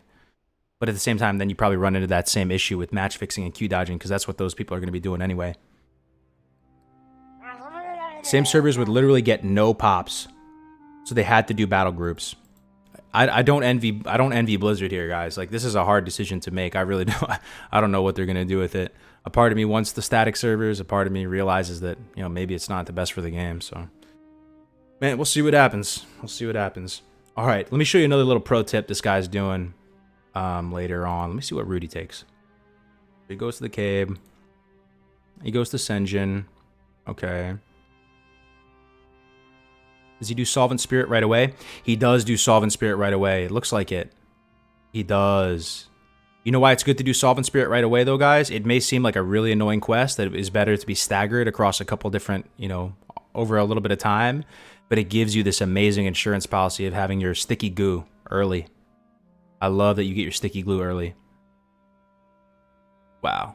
Look how clean that looks. Okay, so he does Solvent Spirit now. And then where does he go next? Don't tell me he goes straight Echo Isles. No way, right? Huh. He's going okay, it looks like he's going straight Echo Isles? Oh, I don't know about that. Interesting. I mean, he has a good time, so... But this is the other thing I was going to show you, and it looks like you can do this on Classic as well. It seems like this is going to be something that's not, it's not really an exploit or anything like that. Pretty much. People do this with like fences and stuff too. Okay, let me get to it. Okay, he's making his way over there. So pretty much you see these little rocky formations here that overlook Fizzle's whole area. you're gonna see little areas like this in general. It might be a fence or something that you can kind of like finesse the pathing a little bit. So if you jump from one thing to another thing, the mob will go all the way around instead of just coming right at you. So this is something you can do potentially if you're pushing for a really fast 1 to 10 speed. You're gonna see him do it right here. He's on Thunder Ridge and he's gonna jump from platform to platform. I thought this was the sickest, most creative thing. I've never done anything like this. But it's not really an exploit or anything like that, you know. It's really good 1 to 10 on a hunter though, because you can stay at range and keep shooting. Look at this. He's shooting. Okay, I guess he's not doing it on this board. He'll probably do it on this next one here. Okay. Okay. Puts a serpent's thing on. He's going to jump to the ledge. Look at this. What a gamer, dude. What a gamer. No dead zone. Keeps getting value. And those things are pretty hard to kill, those level 9 boards. Look at that. That's pretty sweet, right? Shooting at him, jumping, they're pathing all the way around, shoot, jump. Dude. If you fall down, that's a catastrophe? Oh, yeah, you're damn right. If you fall down, you're gonna have a bad time. Oh my god, it would scuff the whole run if you fell down. Getting out of there is... Well, I guess if you fell down, you could just die. It wouldn't be too bad. If you fell down there, you'd just go die, and you'd spawn at the graveyard outside of Orgrimmar. You'd probably lose a minute or two. It wouldn't be too bad. Pretty standard stuff. I don't know, man. I wasn't incorporating this myself, but these boards are pretty tough. You know what I mean? Oh, got a dono, dude. Chicken basket, man. Hell yeah. Thanks for the $5, dude. Props for making the official swap to Warlock. Props for making the official swap to the Warlock icon. Every day is a closer day to Classic. Indeed. Every day we're getting a little bit closer, my man. And we got another Twitch Prime subscription as well. Nicker155 subscribe with Twitch Prime. And Watch Muse donated 70 bits. Keep up the great content, man. Thank you very much, guys. Thank you for the support. And Duckit0 just subscribed with Twitch Prime, too. Holy moly. Holy moly. Yeah, I mean, do you guys think this is an exploit? I don't think so. You know, it seems totally fine. I see no reason why this wouldn't work this way in Classic. And I definitely think that could speed up your 1 to 10 on a hunter. You know, no dead zone, no damage taken, killing stuff of equal level, pulling him back to this thing. He's going to do it with 2? Oh, he's going to do it with 2. What a gamer. Now he's just stunting on us. Let's see. Oh my god, he's doing it with 2 mobs. What a gamer, dude. What a gamer. What a gamer. That does seem sweet. Getting double value from Serpent's thing.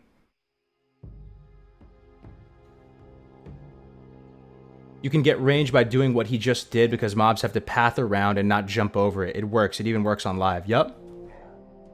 Yep. I mean, I think that's a sweet little tip, man. For a 1 to 10 hunter, I got to start incorporating that myself. That is great. That is great stuff.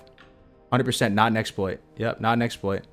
Some people do it with fences as well. So the same effect can be achieved by jumping over a fence. The mob has to walk all the way around. He can't just go through the fence like you and jump. You know, you're not going to see a board jump over it. So it's another little pro advanced leveling tip you can do.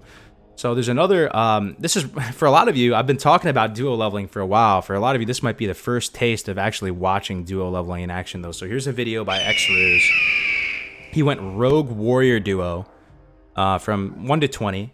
He did 1 to 20 in 9 hours, which is really quite good. Like when I'm going really hard on my hunter and I'm trying my best, I'll get to 20 in under 8. So about 7 hours and 35, 7 hours 45 minutes, I can get 1 to 20 solo on a hunter. But they're playing Rogue Warrior, man. Like this wouldn't be my initial kind of favorite pick, so to speak, but we'll see how they play it. So they're entering Loch Madan for the first time, making their way through the Valley of the Kings. Let's speed up to the mobs here. Let's see what kind of setup he's got. He's got energy ticker, which is pretty essential for a rogue, being able to time out your energy so you can always have enough energy. Backstab is quite expensive. What is it, 60 energy to backstab? So you don't have ambush yet. You get ambushed at 18.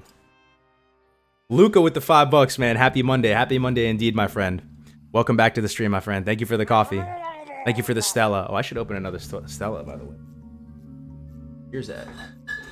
Mato Bato 85, subscribe with Twitch Prime. Welcome to the channel, my buddy. A million thank yous. All right, another Happy Stella. Monday. We're reloading.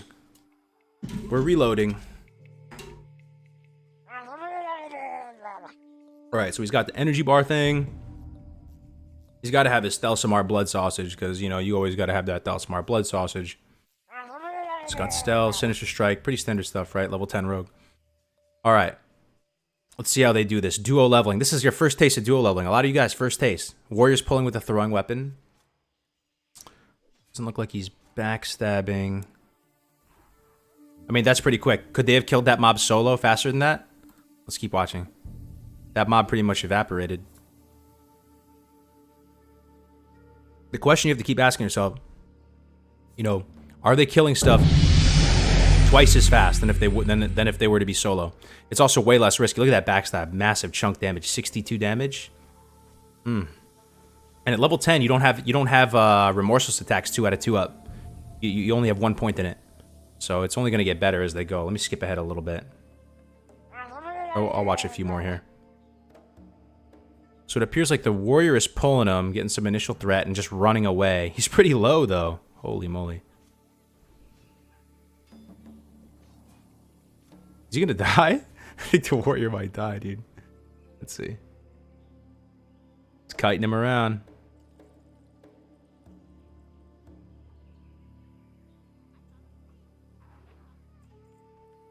This place is pretty nasty, though. For those of you who've leveled here, man.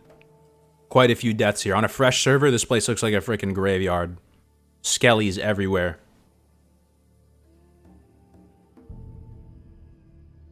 Arcane missiles will now be able to trigger procs based on dealing damage. This was a 1.9.0 patch note for mages. Not sure if it's important.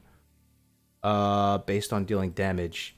So I think what that is, though, man, so thanks for sharing that, is pretty much each individual proc of arcane missiles might be able to trigger clear casting. So Infra was telling me that that's how it's operating on a lot of these private servers right now. You arcane missiles, every couple seconds the missile comes out and you have a chance of proccing clear casting per missile. I've heard mixed things on this. Some people told me this. I've been saying that is not Blizz-like. I'm not exactly sure. 1.9's a little bit later into the game, though. It might have something to do with that. Thank you for sharing that, though. I can see Kargoz dinging 60 just to realize he was always meant to be a hunter. I'm going to get everything to 60, though. Are you guys going to get every class to 60? Eventually, I will. You know, you got to, man. If there's ever a time to do it, like, our characters aren't going to get irrelevant, guys. Like, the gear that we work hard to get is going to stay good. That is so exciting. There's never been a time in all of WoW, since this game came out 15 years ago, that has been the case. The gear we get is, like, forever, dude. It's, like, on some Hallmark shit, dude. Forever. Oh, dude, 66 damage backstab feels good, man. The warriors... I'm curious of their strat. It's interesting. So the warrior is pulling the mob, maybe heroic striking it, I'm assuming, getting a lot of threat. Heroic strike generates a lot of threat. Hamstringing it and just running away. And letting the rogue take care of him. Interesting. I mean, I don't immediately, you know, consider rogue warrior my favorite combo just because they lack sustain, right? There's no real self-healing here, but it seems like they're playing it pretty good. Warriors charging in, they're bouncing threat between each other. One thing that's very important, though, when you're duo leveling, and just leveling in general, is having a good way to pull. So it seems like they, you know, he has the throwing weapons there, which is a really, really nice way to pull, because Rogue Warrior would struggle to pull without that. Yeah, they're making short work of this stuff. They're playing it good. I'm pretty sure they will launch TBC to continue the saga. Yeah, I mean, either way. If they launch TBC, though, I don't know. I guess I'll play TBC. But I may eventually go back to Classic. What do you guys think about that, man? Like, would you even if they came out with TBC and Lich King? Let's say that they went all right, they launched Classic this summer, right? All right, so let's say they give us 3 years of Classic. So it's going to be summer 2022. We're going to be old men by then, boys. Summer 2022, they announced TBC and they launched TBC. I'll probably play TBC for sure and level the cap on it, but I do think I'll find myself back playing Classic, though. Yeah, I you know, it's it's just the best, man. I don't know, it's just the best iteration of the game, dude. TBC was great. Like, okay, let's do a straw poll. If there's a time for a straw poll, it's now. This is a good question. The question is, ladies and gents of the YouTubes and Twitch of the universe, if they came out with TBC, okay, let's see this. All right, so they have Classic, TBC, and Lich King. Classic TBC and Lich King. Let's just imagine, I don't know even what year would that be, dude. We're in like 2028 or something like that. It'd be crazy if World of Warcraft's still relevant in 2028, dude. Oh my god. There's a chance. There's a chance. I hope so. All right, so the year is 2028. And all three are available. So we have Classic, TBC, and Lich King. Which one do you think you would be playing? Or let's say that Lich King had been out for a little while too. Sorry, I mean, like, if I say it in 2028, you might assume that Lich King is going to be just released, and you'd be playing that just because of the hype. Let's say that all three have been out, and now, like, the dust has settled, the hype is settled. Which one are you going to find yourself playing? I'm going to put a straw poll. Because some people do really like TBC. I have a feeling it's going to be pretty split. Let's see. Let's see. Vote. See what you guys think, man. After the dust settles, the hype is settled, the initial fresh servers have run their course, and now you're just evaluating all three games equally. But you're getting official Blizzard realms. Which iteration of the game do you think is going to hold your interest the longest? A lot of people like TBC, man. Look at this guy, Blizz. TBC, more class balance. We're talking Arena in TBC. Talking Outlands. TBC was short, though. That's the thing about TBC, man. TBC was only like a year and a half, right? Or like 2 years. I think out of all the expansions in WoW, it was the shortest. So I don't know. Is there enough content to only play TBC? Let's see. Vote on this, boys. If you're tuning in right now, we're voting. The year is 2028. All three Classic Legacy servers are available. TBC. Wow, TBC 1, dude. I can't believe it. That's crazy. Way more than Classic, actually. Almost double. I mean, if this is any indication of how people feel, if they really like TBC, then I'm pretty sure we're going to get TBC servers eventually. You know, if the demand is there, which it looks like it is, it looks like we'll eventually get it. And this is amongst like a Classic community too. You know what I mean? I'm not like a TBC content creator so much or anything like that. So that's pretty crazy, man. People love the Burning Crusade. It was sweet. I will throw out there as a nugget to chew on, though, the idea that once they put in like Draenei into the game, Blood Elves, I didn't really have that hard time believing Blood Elves. And Blood Elves are in Classic WoW. You'll see the Blood Elves in a jar. They're called Blood Elves. But the Draenei, for me, that was a turning point when Draenei came in the game, because Draenei are like space creatures. I know that they're like a part of Warcraft and they always have been or whatever. Like, I get that the lore is mainly like a spacey lore. Like, the lore of WoW is kind of like space age. You know, when you're dealing with Titans and the Pantheon and old gods, like, you're dealing with spaces and universe and planets. I get that. But when they put Draenei in, they were like these alien space force in WoW. It took that's not the essence of WoW to me, man, and Warcraft. To me, the essence of Warcraft is like a horde of orcs and trolls meeting, you know, a group, a platoon of dwarves and humans on the open field, man. Like, they're in Arathi. The most picturesque Warcraft vibe thing to me would be like a battle in Arathi Highlands between orcs and trolls and humans and dwarves, man. So once they introduced Draenei, it was like a turning point for me, man. Thick titty goat mama. Is that what you call him? Juicy Lemons 47, dude. Juicy Lemons. I like that name. Juicy Lemons. Welcome, man. Thank you for the Twitch Prime. Thank you for the Twitch for the tier 1, not the Twitch Prime. Different. I mean, it seems like they're playing it pretty good. So as you can see, man, this is duo leveling for you. If they were individually by themselves, they would be having a hard time. They really would. The warriors just pulling them, hamstringing them, just running away and letting the rogue put in that work for them.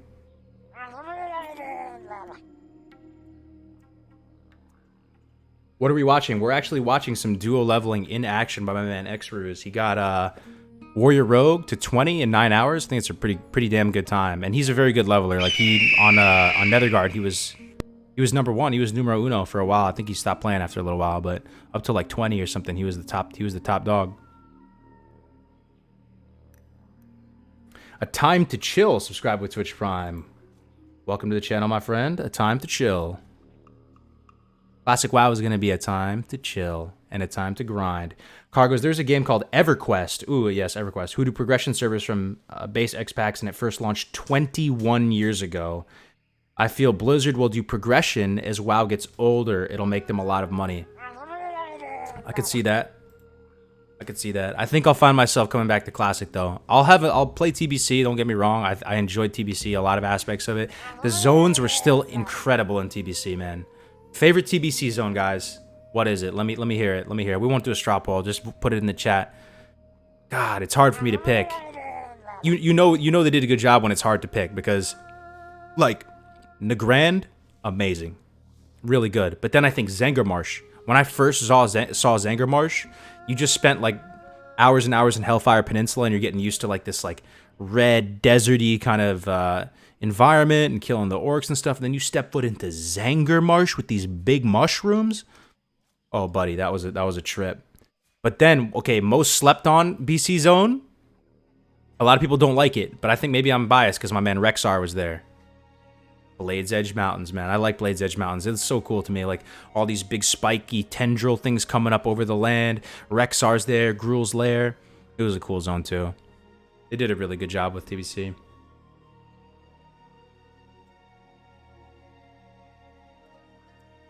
Shadow Moon was dope too. I like Shadow Moon.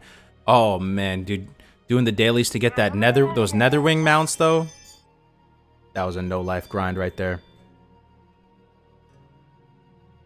Eversong Woods, true. Yep, Eversong. It was really pretty. Isle of Keldanas, that's another one. That's still a zone, right? Even though it's instanced, I really enjoyed Isle of Keldanas. Doing the dailies there.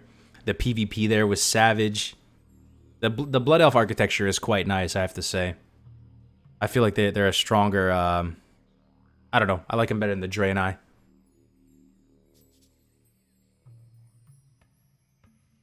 Oh my god, the eggs. Yes, dude. Anybody actually have those mounts back then? Like the Talbuks or the Nether Drakes. Oh, the Manta Ray. You guys remember the Manta Ray? I had all those, man. Manta Ray, Nether Drake, Talbuk doing that grind. The Hala PvP thing.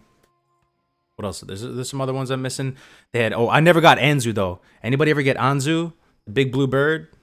Never got that, man. Ran that thing too many times. Ripped the dream. Alright, I'll skip ahead here a little bit. Doing pretty good.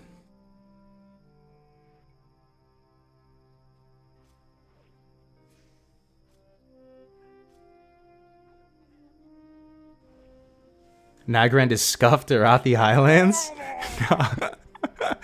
Oh, that's how you know you love Classic, man. Nagrand was beautiful, though.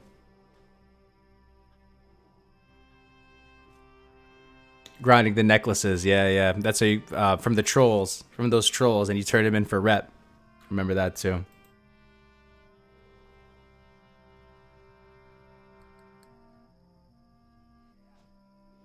What do you guys think about having paladins and shamans in vanilla for both? What if it was the vanilla environment, but they had paladins and shamans? Probably kill the game, man. I don't know. It might add a lot of class balance, but it would just feel too much against the spirit of the game. Let's say if they did horizontal content and they added blood elves and shamans to both. I think that would be good for the game. People's, I don't know, man. It'd be rough. Some people would say it would be more balanced, though, right? Like undead paladins and dwarf shamans. That would be probably the way they did it, because dwarves eventually can become shamans. I never could get behind the whole totems though. The dwarf totems, the shaman totems, they look too weird to me. I don't know. Not for Classic. Yeah, it would be a horizontal content type of thing. Horizontal thing. If they did horizontal content in Classic WoW, the thing I would like to see most would be Karazhan. It would be really, really cool to see a Classic WoW Karazhan. Overall, though, I don't want the horizontal content, because that means all the gear we're working hard for is going to be invalidated again to a certain extent. And I like being able to just, you know, finally get Biss and then be at peace, man. I know, dude. Retail has all this crazy stuff. Light Forge stuff, Light Void Elves. Tobe PJ9312. That's a hell of a username, man. That's a mouthful. Welcome to the channel. Subscribe to Twitch Prime. Thank you very much, my friend. Thank you very much.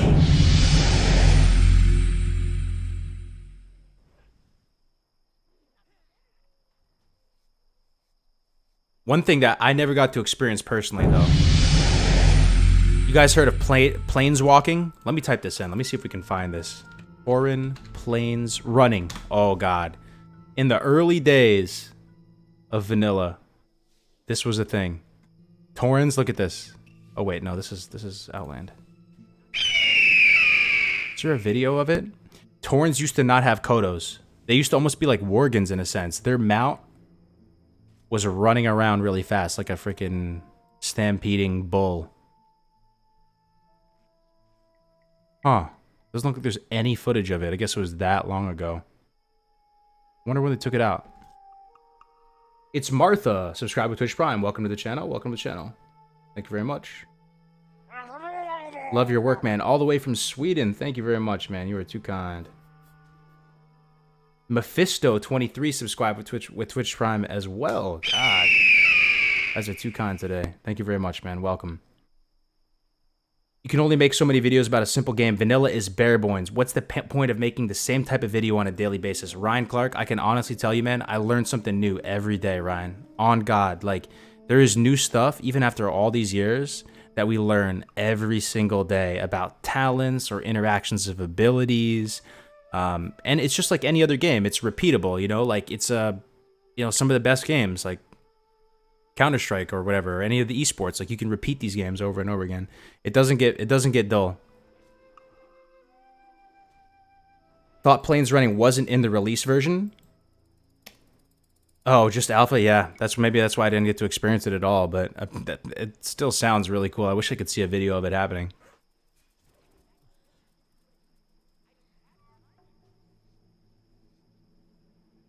Italian Elite versus Lord Valthalak? What is this infra? Crazy, dude. All right, let me get some of these questions. If you guys have any specific questions, ask me on Discord. There's a bunch here we can answer here.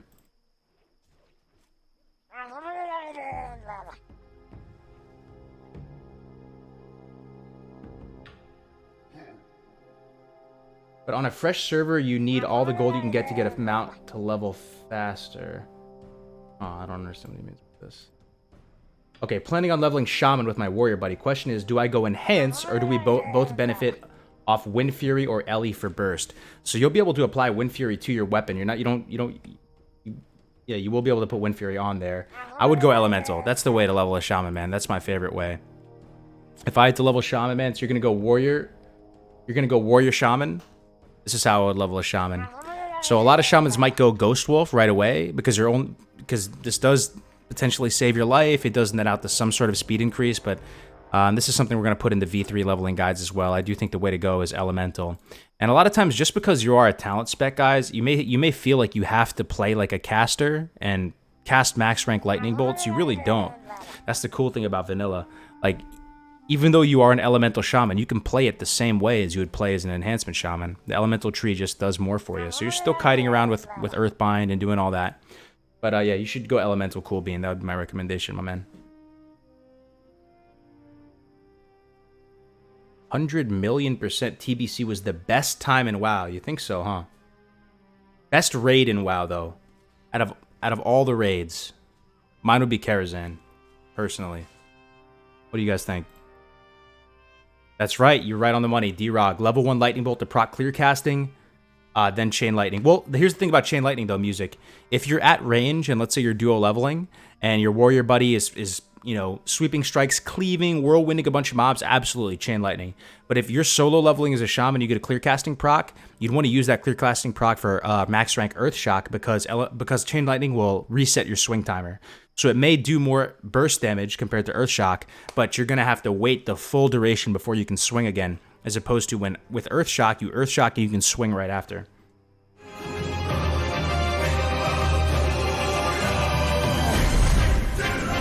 What was that? Dude, what is that epic noise? Someone donated? Hey Kargoz, look Discord.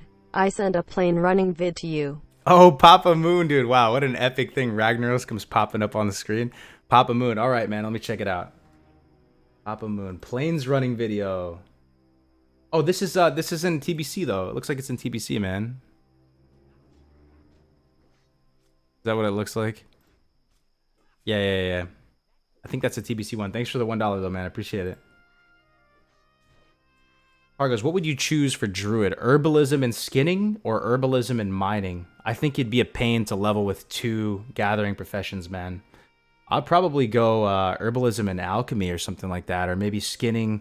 I guess you could do skinning and herbalism. Yeah, I mean, skinning is is guaranteed value. You're killing tons of beasts. There's going to be tons of stuff to skin. You could do that to get supplemental income and have herbalism and pick up like alchemy or something later. I probably wouldn't go herbalism and mining, though. That sounds like that would slow you down quite a bit. But, you know, different strokes for different folks, man. If you have the time to put in for it, go for it, man. Ulduar, really? God, I'm surprised to see so many people liking Ulduar.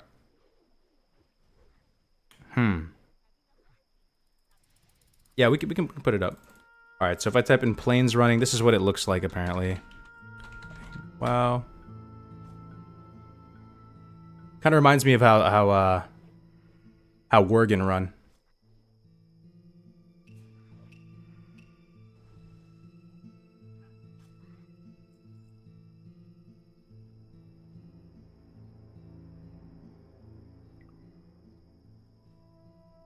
Can you link the video with Rogue to 1 to 20 in 7 hours? Is that true? Can you link that to me? Rogue, speed leveling, classic WoW. Let me see if I can find it. Hunter. There's some good stuff I'm looking to add to the rogue leveling guide, I have to say, though. I didn't think you could like hamstring kite as a rogue before. You actually can with crippling poison. It will save you a lot of health too, which is another great thing. Another thing that you can do as a rogue is you can swap the daggers. Just because you're combat, you can still swap the daggers and open up with an ambush if you needed to. Yeah, link it to me if you have the link to it. Link me the best times.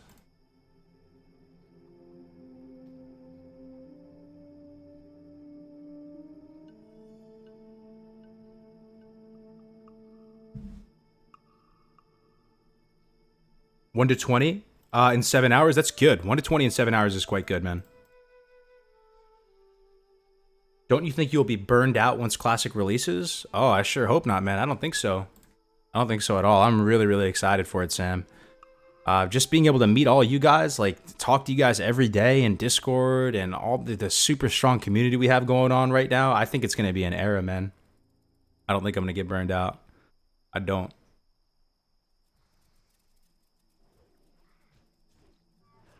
Do you have a goal level for day 1? It's a good question. So if we can get to 20 in, let's say 7 hours or so, 7.5 hours, maybe 30. We'd probably maybe get to like 35 on the first day or something like that.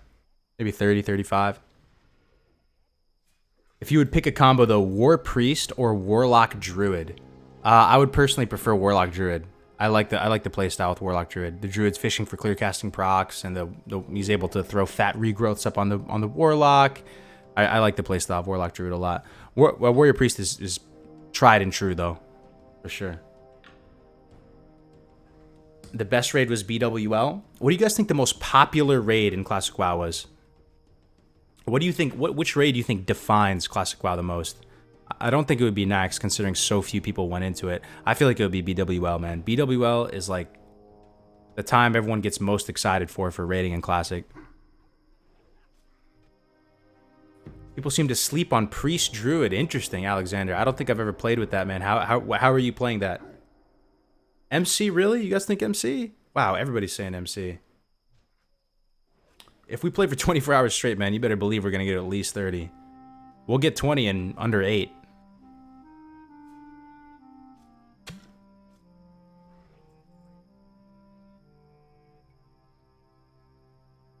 How would you spec Druid with a lock? No. I appreciate the questions. I do. If you guys have any questions, DM me on Discord. It's the best way because the chat moves really quick. Just anything. Any selfish question you have, anything about duo leveling, solo leveling, I'd be happy. I'd be super happy and excited to answer your questions. Okay, so how would I build out a Druid? I would build out a Druid in this way. So it's an interesting thing. It's another consideration with duo leveling. So if I was a solo Druid, I would go balance to start, and I would respec at 21 or even 20 to get feline swiftness. So I would go balance potentially, or you could just go straight feral. It doesn't matter too much. I would go like this, straight to feline swiftness. This movement speed bonus is huge if you're solo leveling as a Druid. It's one of your main advantages of a Druid. The high mobility, both in combat and out of combat. But if you are duo leveling with a Warlock, you're really only as fast as your weakest link, right? So I would just stay balanced pretty much. I would go clear casting for sure to start. And then you could probably play around with Natural Shapeshifter if you want to go into cat form and try and get Omen of Clarity procs in cat form with Shreds or Claws or whatever.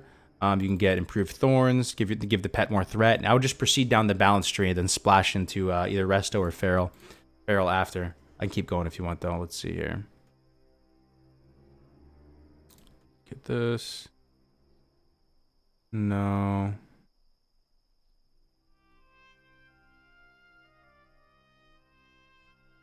Moonglow. Yeah, I pretty much go balance. You might go back into the Feral tree, but I would definitely, the key talent here is you want to get Omen of Clarity. This is the bread and butter of Druid, man. Like, you want to fish for this as much as possible. Then whenever you get Omen of Clarity procs, throw fat regrowths up on the Warlock. That's the playstyle. Seriously, how the fuck do you get 20 that fast? Well, I mean, yeah, it's not too bad, man. I mean, you just need to have a plan in place. Like, you can use Joanna's leveling guide. You can make your own. It's not too hard to make your own. But, you know, you're pretty much getting the starting zone done in about half an hour. You're getting Duratar done 1 to 12. In a little under, maybe about 2 hours, 2 hours, 20 minutes or so. And then you get to 20 in about 8 hours. How do you feel about Druid and Warrior duo leveling? I don't think it has as much synergy as the other healers potentially. Probably think it'd be in line with Warrior Pally. You know, I think it's not bad. And Warrior Healer is just good in general. Warrior Healer is sweet, but no, you know what? I take it back. See, you just have to think about it for a second. I actually like it. Warrior Druid is sick. So the Warrior can hold aggro, and the Druid can be behind shredding. I wasn't thinking about it from that perspective. I was thinking about maybe fishing for clear casting and playing more of the role of a passive healer. If you have a Warrior that's able to hold it down, you're going to be able to get shreds off, and it's going to be good. Warrior Druid will be good. Yeah, Druid goes cat form and shreds from behind. That'd be sick. Can you give some advice on how to farm gold as a shaman? Or just go mage? Man, I don't really know. I don't know how shamans farm gold. I will say something really interesting about shamans, though. It's all about this freaking... This totem is the nuts, boys. This totem right here... I don't know why it's not giving me ranks. There we go. Earthbind totem is the nuts. If something can be slowed by Earthbind totem, you can kill it as a shaman, pretty much. You have an infinite value loop, just like mages have, just like some other classes have. Just between your Earthbind totem and your Searing totem, you will eventually be able to whittle stuff down. And the other day, we did something really funny. We went into Wailing Caverns with nothing on. We were totally naked. All we had is a weapon. And we tried to solo bosses in there with a shaman. It can be done, man. Shamans are sweet. I love Earthbind totem. Found tricks to avoid the worst parts of leveling is fine, but trying to power level at any cost is against vanilla. Always stood for. But what I would say to you, Urobolos, is that duo leveling, even if it is efficient and you're going super hard, is very much in the spirit of vanilla. So you will be accelerated through duo leveling. It is much more efficient for many different reasons, but playing with someone else and having that kind of social feel and going through the game and experiencing all the content together, doing quests together, I think that is very much in the spirit of vanilla. I think level 30 in 24 hours is too much hype from Kargoz side. We'll see, man. We'll see. No, it should be no problem to get 30 in 24 hours. Do you think tanky shamans could help with dual leveling? Alexander, I mean, I would pretty much play it elemental as a shaman. So I would... The elemental talents do more for you than the other ones, pretty much, man. Than the other trees. Now, you could respec from elemental and get flurry early. Like, if you're able to get to the breakpoint with flurry, maybe once you're able to get 5 out of 5 flurry, you could respec enhancement and start going back into elemental. I mean, stuff like parry is good, but I don't know. In a dual leveling environment especially, I don't know. I really like elemental, man. Double elemental shaman is a lot of fun, though, I have to say. It is maybe not the most efficient thing ever, but lighting people up with lightning bolt and chain lightning is a blast.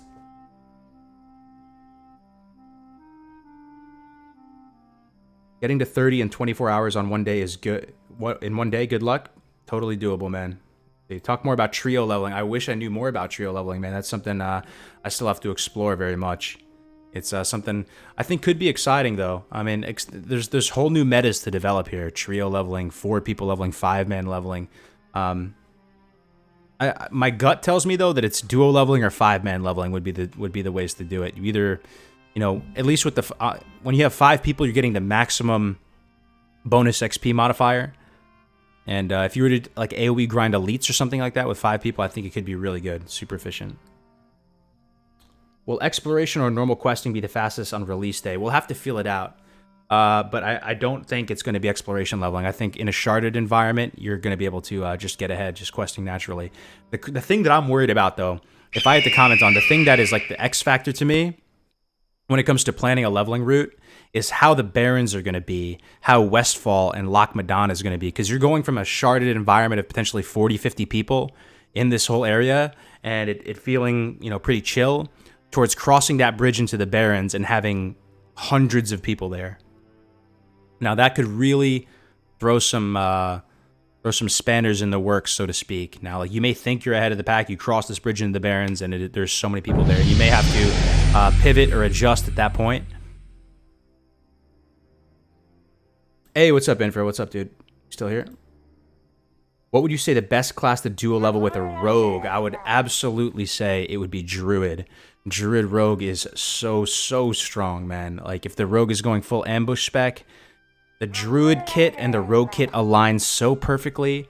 The cooldown of Fairy Fire, the cooldown of Stealth, it really just is so nice. The Druid is going to be sitting in bear form pretty much and taunting those mobs for the Rogue for them to open up with either backstab or ambush, and it is very strong. Can't wait to see Susan Express skeletons in Orgrimmar. Yeah, man. Susan Express, you think they're going to be back? One thing I'm very curious about, you think any of the old school people who made the old school vanilla videos are going to be back? Like Leroy, dude. Leroy, Pat. I wonder if these... Or the More Dots guy. I hope they come back, dude. They would definitely get like a lot of followers and stuff like immediately.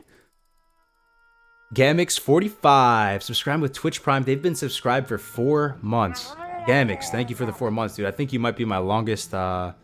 continued subscriber, my man. Thank you very much, dude. That's really nice of you. Your content is supreme. I really enjoy watching your stream and YouTube content. Keep up the good work, Kargoz. Damn, dude. Feels good, man. I run, you die, ha. Thank you very much, man. Illegal Danish? Hell yeah. Oh shit, we got Stella on stream here. Yeah, absolutely, man. Switching it up a little bit. I'm about to kill this one, though. Let me reload. What's the best class for Hunter?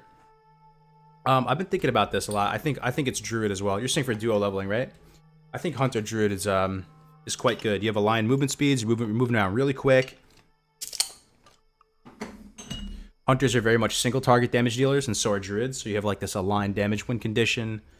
You can get like multiple, you can get multiple value for increased value from Thorns and Mark of the Wild on the pet as well. The Thorns will increase you'd play it pretty much. The Hunter opens up on something, Druid comes from behind, shreds it one or two times, the thing is dead, and you move on. It could be really good. Ian has a cost. As mentioned, sharding might happen at launch to prevent overcrowding. Yes, that's the conditions we're operating under right now. I think that we're going to be in a sharded environment. So I think the starting zone, you should be good. It might be a little bit of a clusterfuck in the starting zone. I wonder if they're going to increase the shard as you go, though.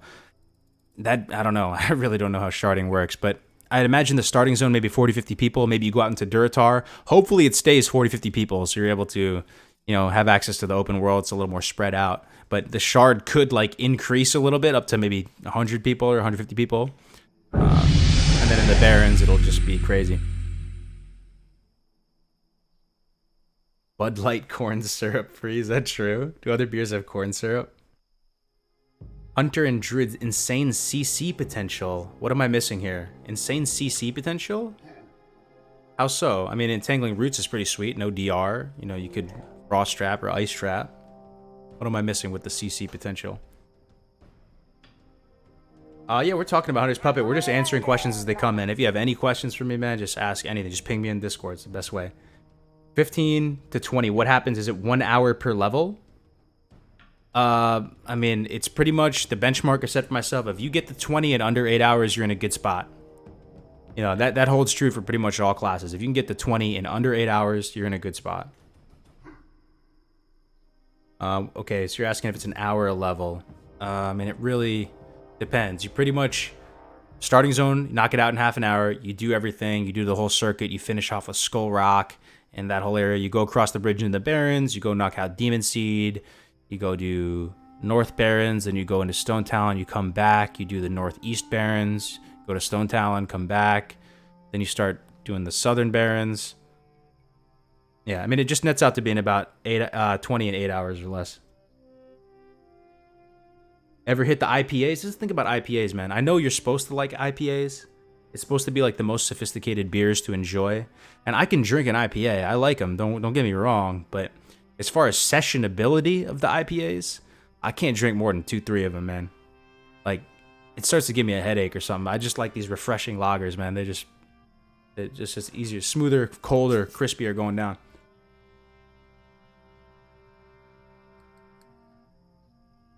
It'll probably take me like 36 hours to get level 20. Nothing wrong with that, man. Take your time, man. If you're going through the game, again, you haven't played it in a while. Are you sure that it's possible to do it that fast with the servers so overpopulated? Yep, I think so. You could have some challenges here, but it'll be easier to do it than on the private servers. Because on the private servers, there's no sharding at all right from the get-go, and people are still able to get ahead and find little ways to do it. So I think it'll be smoother than the private servers for sure. Theory craft us a boomkin build for PvP. We can theory craft a boomkin build in general. Okay, so we'd want Nature's Grass for sure. Improve Moonfire, natural weapons, this stuff. Here's the thing about Druid PvP though. For those of you who are gonna play Druid in PvP, I've talked with a good amount of Druids now, and when I first started trying Druid PvP, I was such a noob, dude. Like, I was sitting in forms for way too long.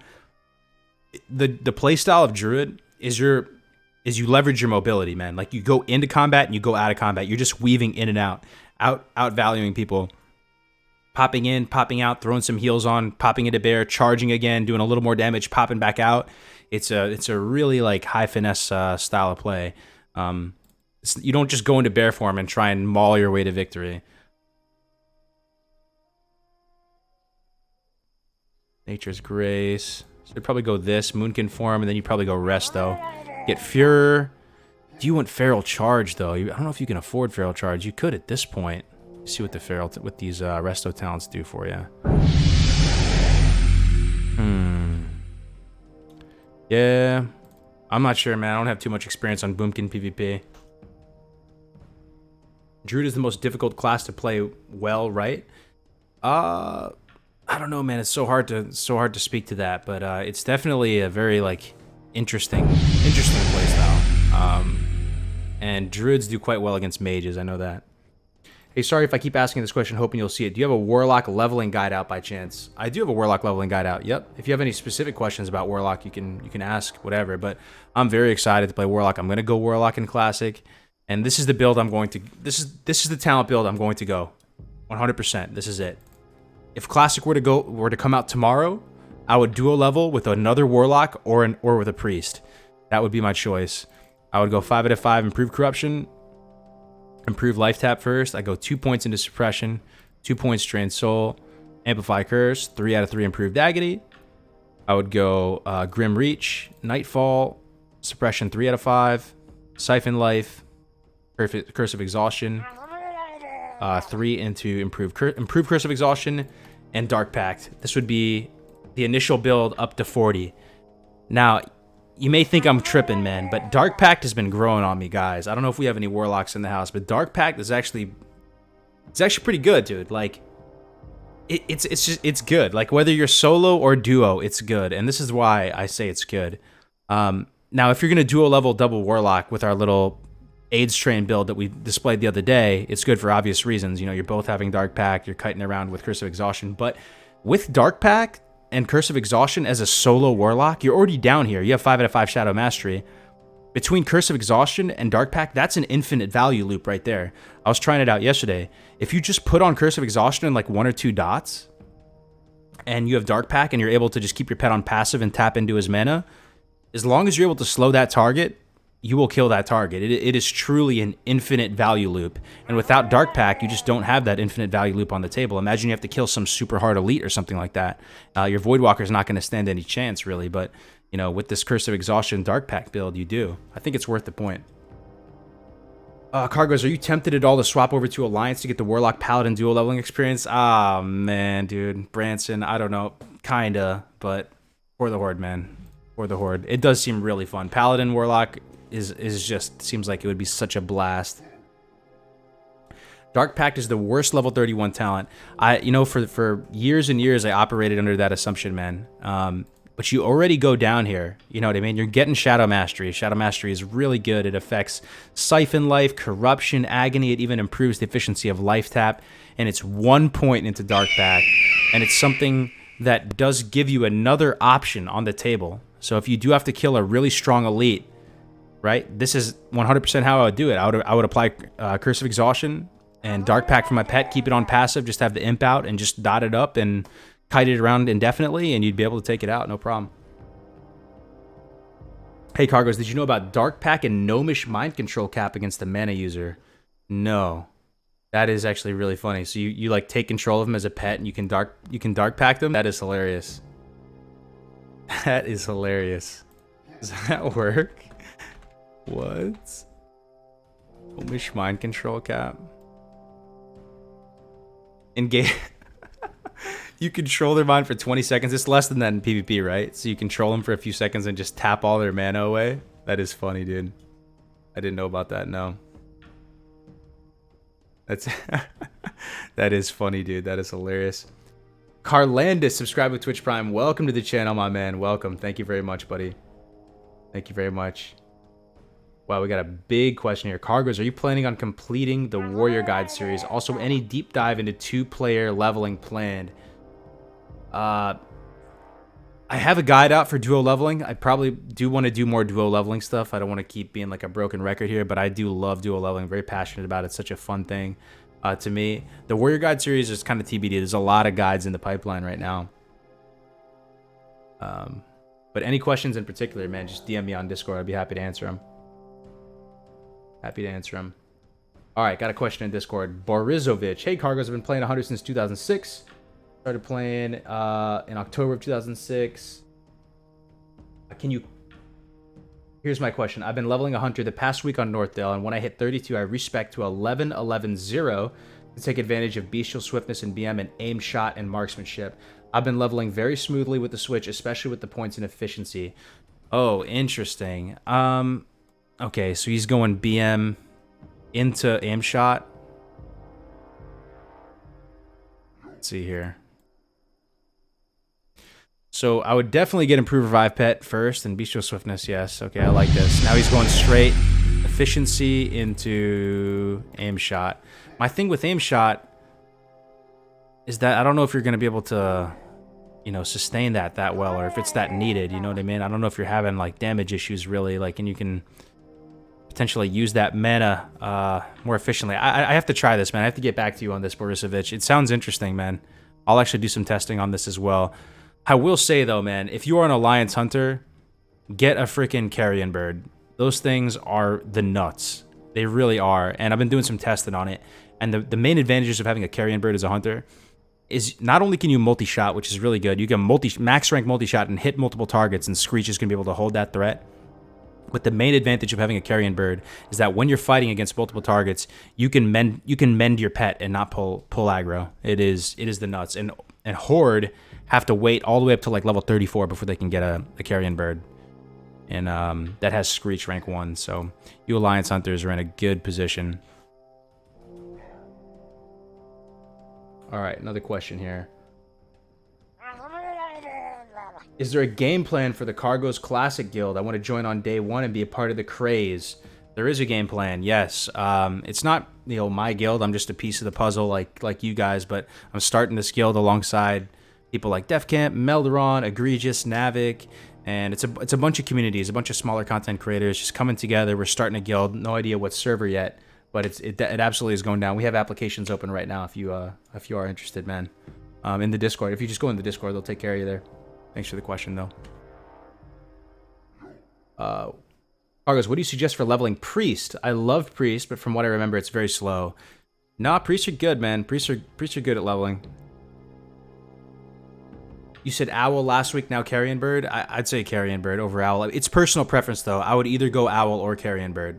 That's the thing. So the stat profile is just a little bit more offensive if you go Owl. It's a little bit more defensive if you go Carrion Bird. You guys play on EU or USA? We play USA, my man. USA.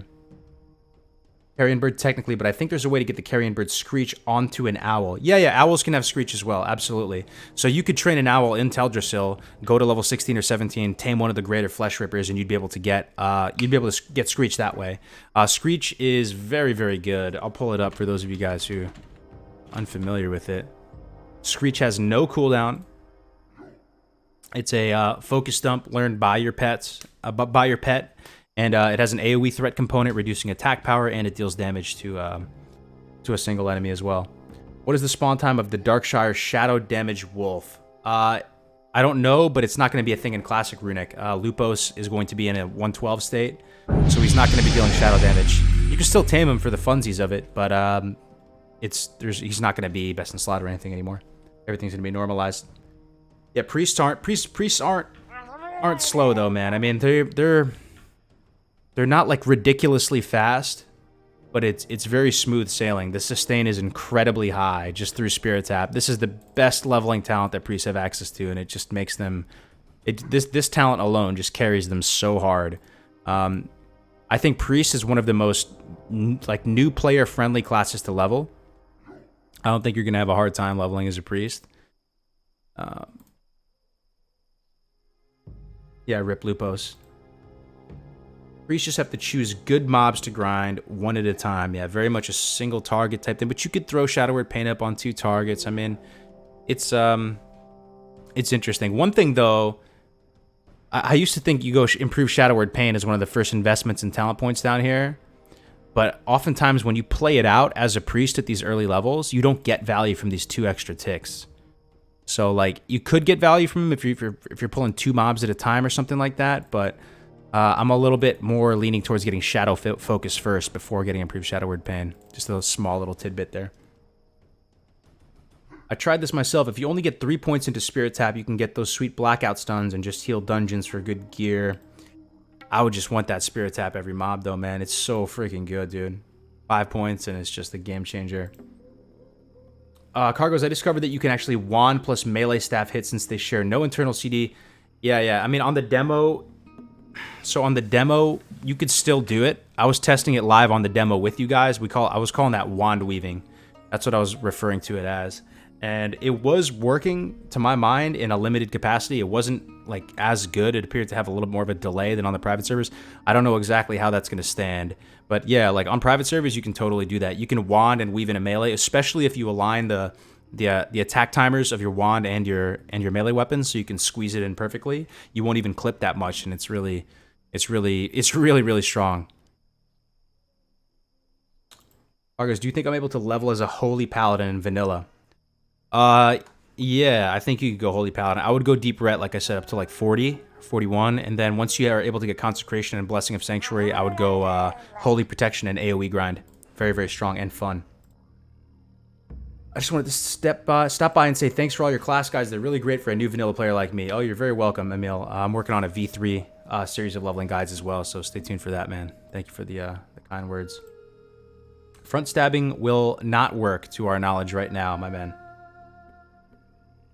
So for both Horde and Alliance, what's the best hunter raise? It depends, man. It depends if you're talking from a PvE perspective, a PvP perspective, a good balance of both.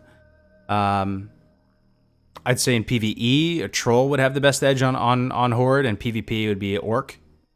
But Tauren is the X factor when it comes to... I've talked about this a couple times on stream, but Taurens apparently have a 3-yard bigger melee hitbox, so that allows them to sit right on that edge between ranged autos and melee autos. So it could be really exciting and good. On the Alliance side, it's likely in PvE going to be Night Elves, and PvP still potentially Night Elves or Dwarves. They're about equal. There's equal considerations for both. All right. What's your vibe on Shaman leveling? Shaman leveling is great, dude. Are you going for Title Charm? Maybe. Maybe if we're really ahead of the pack, man. If we're really ahead of the pack, we might stop over in Arathi and see if we can get it. Yeah. Yep. Hunter is a very hard class to pinpoint the best race on. Yeah, there's a lot of pros and cons to each. Indeed. Can somebody ask him to show a proper Warlock PvP build? I'll show you the build that I'm excited to play. SL Warlock build. Yeah, I'll show you that right now. SL is the dream, man. I would be going Hellstone, Voidwalker.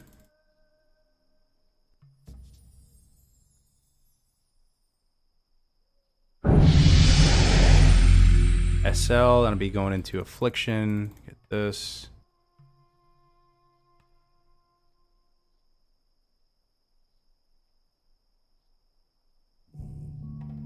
This would be my build, man.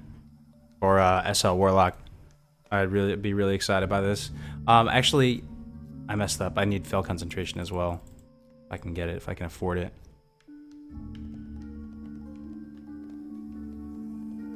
Probably be this right here. Yep. Fell Concentration and Drain Life, Improved Drain Life. What do you think about camping the Title Charm mob for World PvP?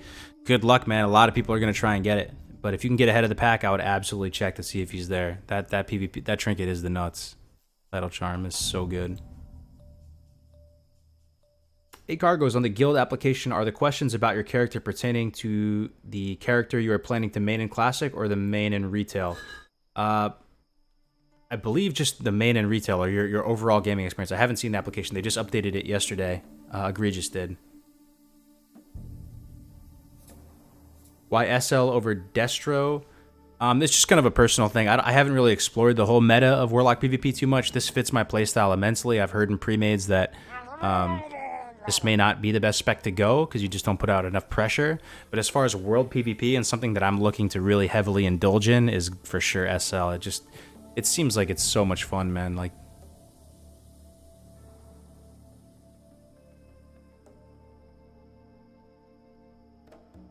Suppression, Grim Reach, but you don't need it in PvP, right? You need the suppression in PvP? I don't think so.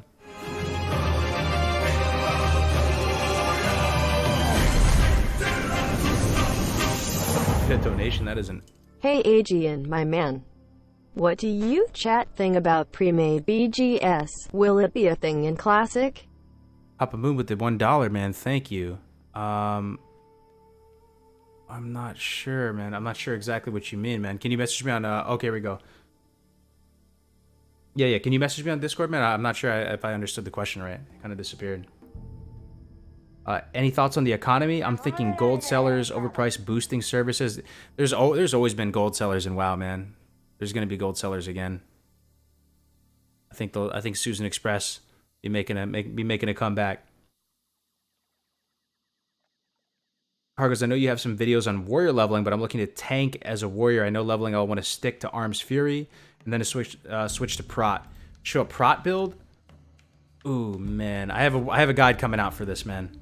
I have a guide coming out for this. You pretty much want to go the non-Fury Defiance build though.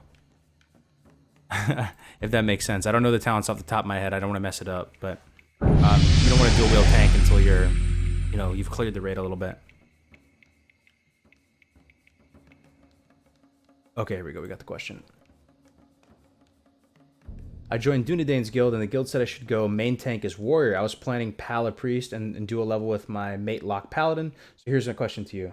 How would you build a warrior to duo level with a warlock? Oh, interesting. To duo level with a warlock. Huh. It'd probably be the same. I'd probably build a warlock the same way every time. And I would probably get more arms talents as opposed to fury early, just because, damage mitigation definitely is a concern. You don't have a healer. So this is what I would do. I go 5 out of 5 deflection first, then I'd go 2 tactical mastery, 3 improved rend, 2 out of 2 overpower, 3 out of 3 deep wounds, 2 impale, 1, 2. Then I would finish off tactical mastery, sweeping strikes, and then I would go 5 out of 5 axe specialization. And you might want to actually go 2 out of 2 improved charge. You have to fill it out. It's depending on playstyle. This one gives you more tempo. and you will probably be charging into multiple targets as if you are duo leveling, so it's a consideration. Or you can get some points into two-handed weapon specialization, get Mortal Strike at 40, then proceed down into Fury, getting 5 out of 5 Cruelty, 5 out of 5 improved Demo Shout, Piercing Howl, improved Cleave, I guess Blood Craze, and then you can get Enrage up to 60 men. That's pretty much how I build it out. And it's pretty much the same thing. I don't see a huge synergy in terms of your damage, but once you get 30, you're going to be pulling Rage against one target, charging into multiple targets, sweeping strikes, and cleaving them down. I like Piercing Howl for Lock Warrior, really? Oh, whoops, I forgot the anger management, my bad. Yeah, so it'd be this. I'll redo it real quick. Good catch, whoever caught that. Yeah, but anger management, no one knows exactly how it's going to work. That's another thing. So it would be like this. There we go. That's the 40. Up to 40 on it. But you can take some of these points out of two-handed weapon specialization and put them into charge instead. I hate that I can't play a druid and be late game competitive. That's not necessarily true though, Bob. It's not necessarily true. I don't know what your exact ambitions are, but druids are great in vanilla. Are you going to make pre-bis videos as DM is not out at release? Yes, I'm doing all endgame class PvE guides. We have Shaman and Warrior that are completed. We just have to record them. Hopefully they're going to come out this week, and we're going to try and get them all done before Classic comes out. And it will reflect the phasing system that they've told us about. You know that improved cleave is bad. It's not necessarily bad. Here's the thing about improved cleave. It's the type of thing you really just have to feel out, man. So like you're going to be using cleave all the time. Oftentimes it's going to be your preferred ability that you use, even more so than Whirlwind, even more so than Mortal Strike. The downside of going into Berserker Stance, and using Whirlwind right off the bat is you're going to dump a lot of the rage that you might have pooled up down to 25. So if you're going to go for a Whirlwind, go for a high tempo play, you're going to burn all your rage down to 25, swap into Berserker and Whirlwind. So in that sense, cleave could be better in certain situations if you don't want to burn all that rage at once. The other thing is that Mortal Strike, it costs 30 rage instead of 20 rage, and when you use Mortal Strike, you may waste one of your sweeping strikes charges on a regular white auto attack. The good thing about cleave is that it queues up with your next auto attack, so you're guaranteed to get maximum value out of your sweeping strikes charges. The other thing is that Impale doesn't work with white attacks. It only works with abilities. If you read the tooltip carefully, it says increases the critical strike damage bonus of your abilities in battle, defensive, and Berserker Stance by 20%. So this is more of a use case to use stuff like Heroic Strike or Cleave. Shout out for Nova Priest, Frost Mage AoE duo. Nova Priest? Oh, interesting. Like Holy Nova Priest? Yeah. Holy Nova's, it'd be fun. You can do it for sure, but I actually do like improved cleave, and if you do that, the talent does only increase it by the bonus damage, but it still ends up being a lot, especially because when you cleave with sweeping strikes, it effectively double dips. You cleave once, and the second strike also cleaves again, so you're kind of getting four instances of value from improved cleave. I really do like improved cleave a lot. Holy Nova Priest, then going up to Holy, heal the Mage. Yeah, you could do it. Holy Nova is very, very costly, and not a ton of damage, but it's nice that there's no threat to it, and it would still be really fun. Okay, another question from Master Deadmore. Hey Kargoz, Tauren is my favorite race, and Hunter is my favorite class. How much am I going to regret playing a Tauren Hunter if I want to be competitive endgame? Master, I don't think it's something to be embarrassed about, dude, or regret it. I think Tauren could be really good. In PvP, it could be potentially good, but it's pretty much confirmed that they're going to have a 3-yard bigger hitbox. So it could be really, really exciting, Master. Like, it's going to make it that much more viable to step into melee range and weave in a Raptor Strike, because you're not going to clip into your auto attacks as much with your ranged auto attacks. So you can sit right on that edge, pop in for 1 second, use a Raptor Strike and a Sapper Charge, and then get back out and start shooting again with less downtime, less liability. It could be good. Maybe you could wait a little bit and see how it, maybe make a Tauren Hunter and see if it's operating in that way. You could just make a level 1 Tauren Hunter and see it and check if that's working. And if it is working, I think there's a pretty solid line of reasoning of being a Tauren Hunter. Priest Pally, would that be a good combo, Kargoz? We tried doing it before, so Priest Pally. There's a couple ways you could play Priest Pally. It's flexible, right? You could just go deep red, and the paladin and the priest is doing their thing as well. One interesting build that we did, I think he'd be good. Don't get me wrong. I think the kill speed would be, I don't know. I think he'd be fine. I think priest pally would be fine. Yeah, I do. But one thing that was interesting is we went a priest pally build where the pally went deep ret, got sanctity aura, bonus holy damage, and the priest went like a full smite build and was getting the bonus holy damage from improved seal of the crusader and sanctity aura, and they were just casting smite, and it was a lot of fun. I have to say, it felt efficient, it felt good. You definitely weren't dying, that's for sure. Main thing about specs, expensive to change, especially when saving for epic mount at 60. Yeah, the notifications are a little loud. I'm going to turn them down after the stream. Don't worry. Thanks for the feedback, boys. Been trying to, make some improvements to the stream here. Oh, Zerok 004 subscribe to Twitch Prime. Welcome to the channel, man. Thank you for the subscription, my friend. Welcome. All right. So I think that's going to be it for this one, guys. Been streaming for about 2.5 hours now. Tomorrow I'll be back with another good stream. I'm gonna do a little bit more planning with this stream. I couldn't plan too much for it because I just got back yesterday. But tomorrow we should have a good show as well. Appreciate your time today. Appreciate you guys hanging out with me. I'm gonna be streaming Monday through Friday. I'm really trying to stay consistent with that. You can expect a video later today too. I'm gonna be putting out a video in a few hours here, so that'll be fun. I'm gonna be leveling related content. That's it for this one, my mans. Thank you very much for hanging out with me today, guys. I do really, really, from the bottom of my heart, appreciate your time and all the support you guys have been sharing me. So, thanks again, boys. I will see you tomorrow, same time, 11:30 a.m. PST. Have a good one. Peace out, guys.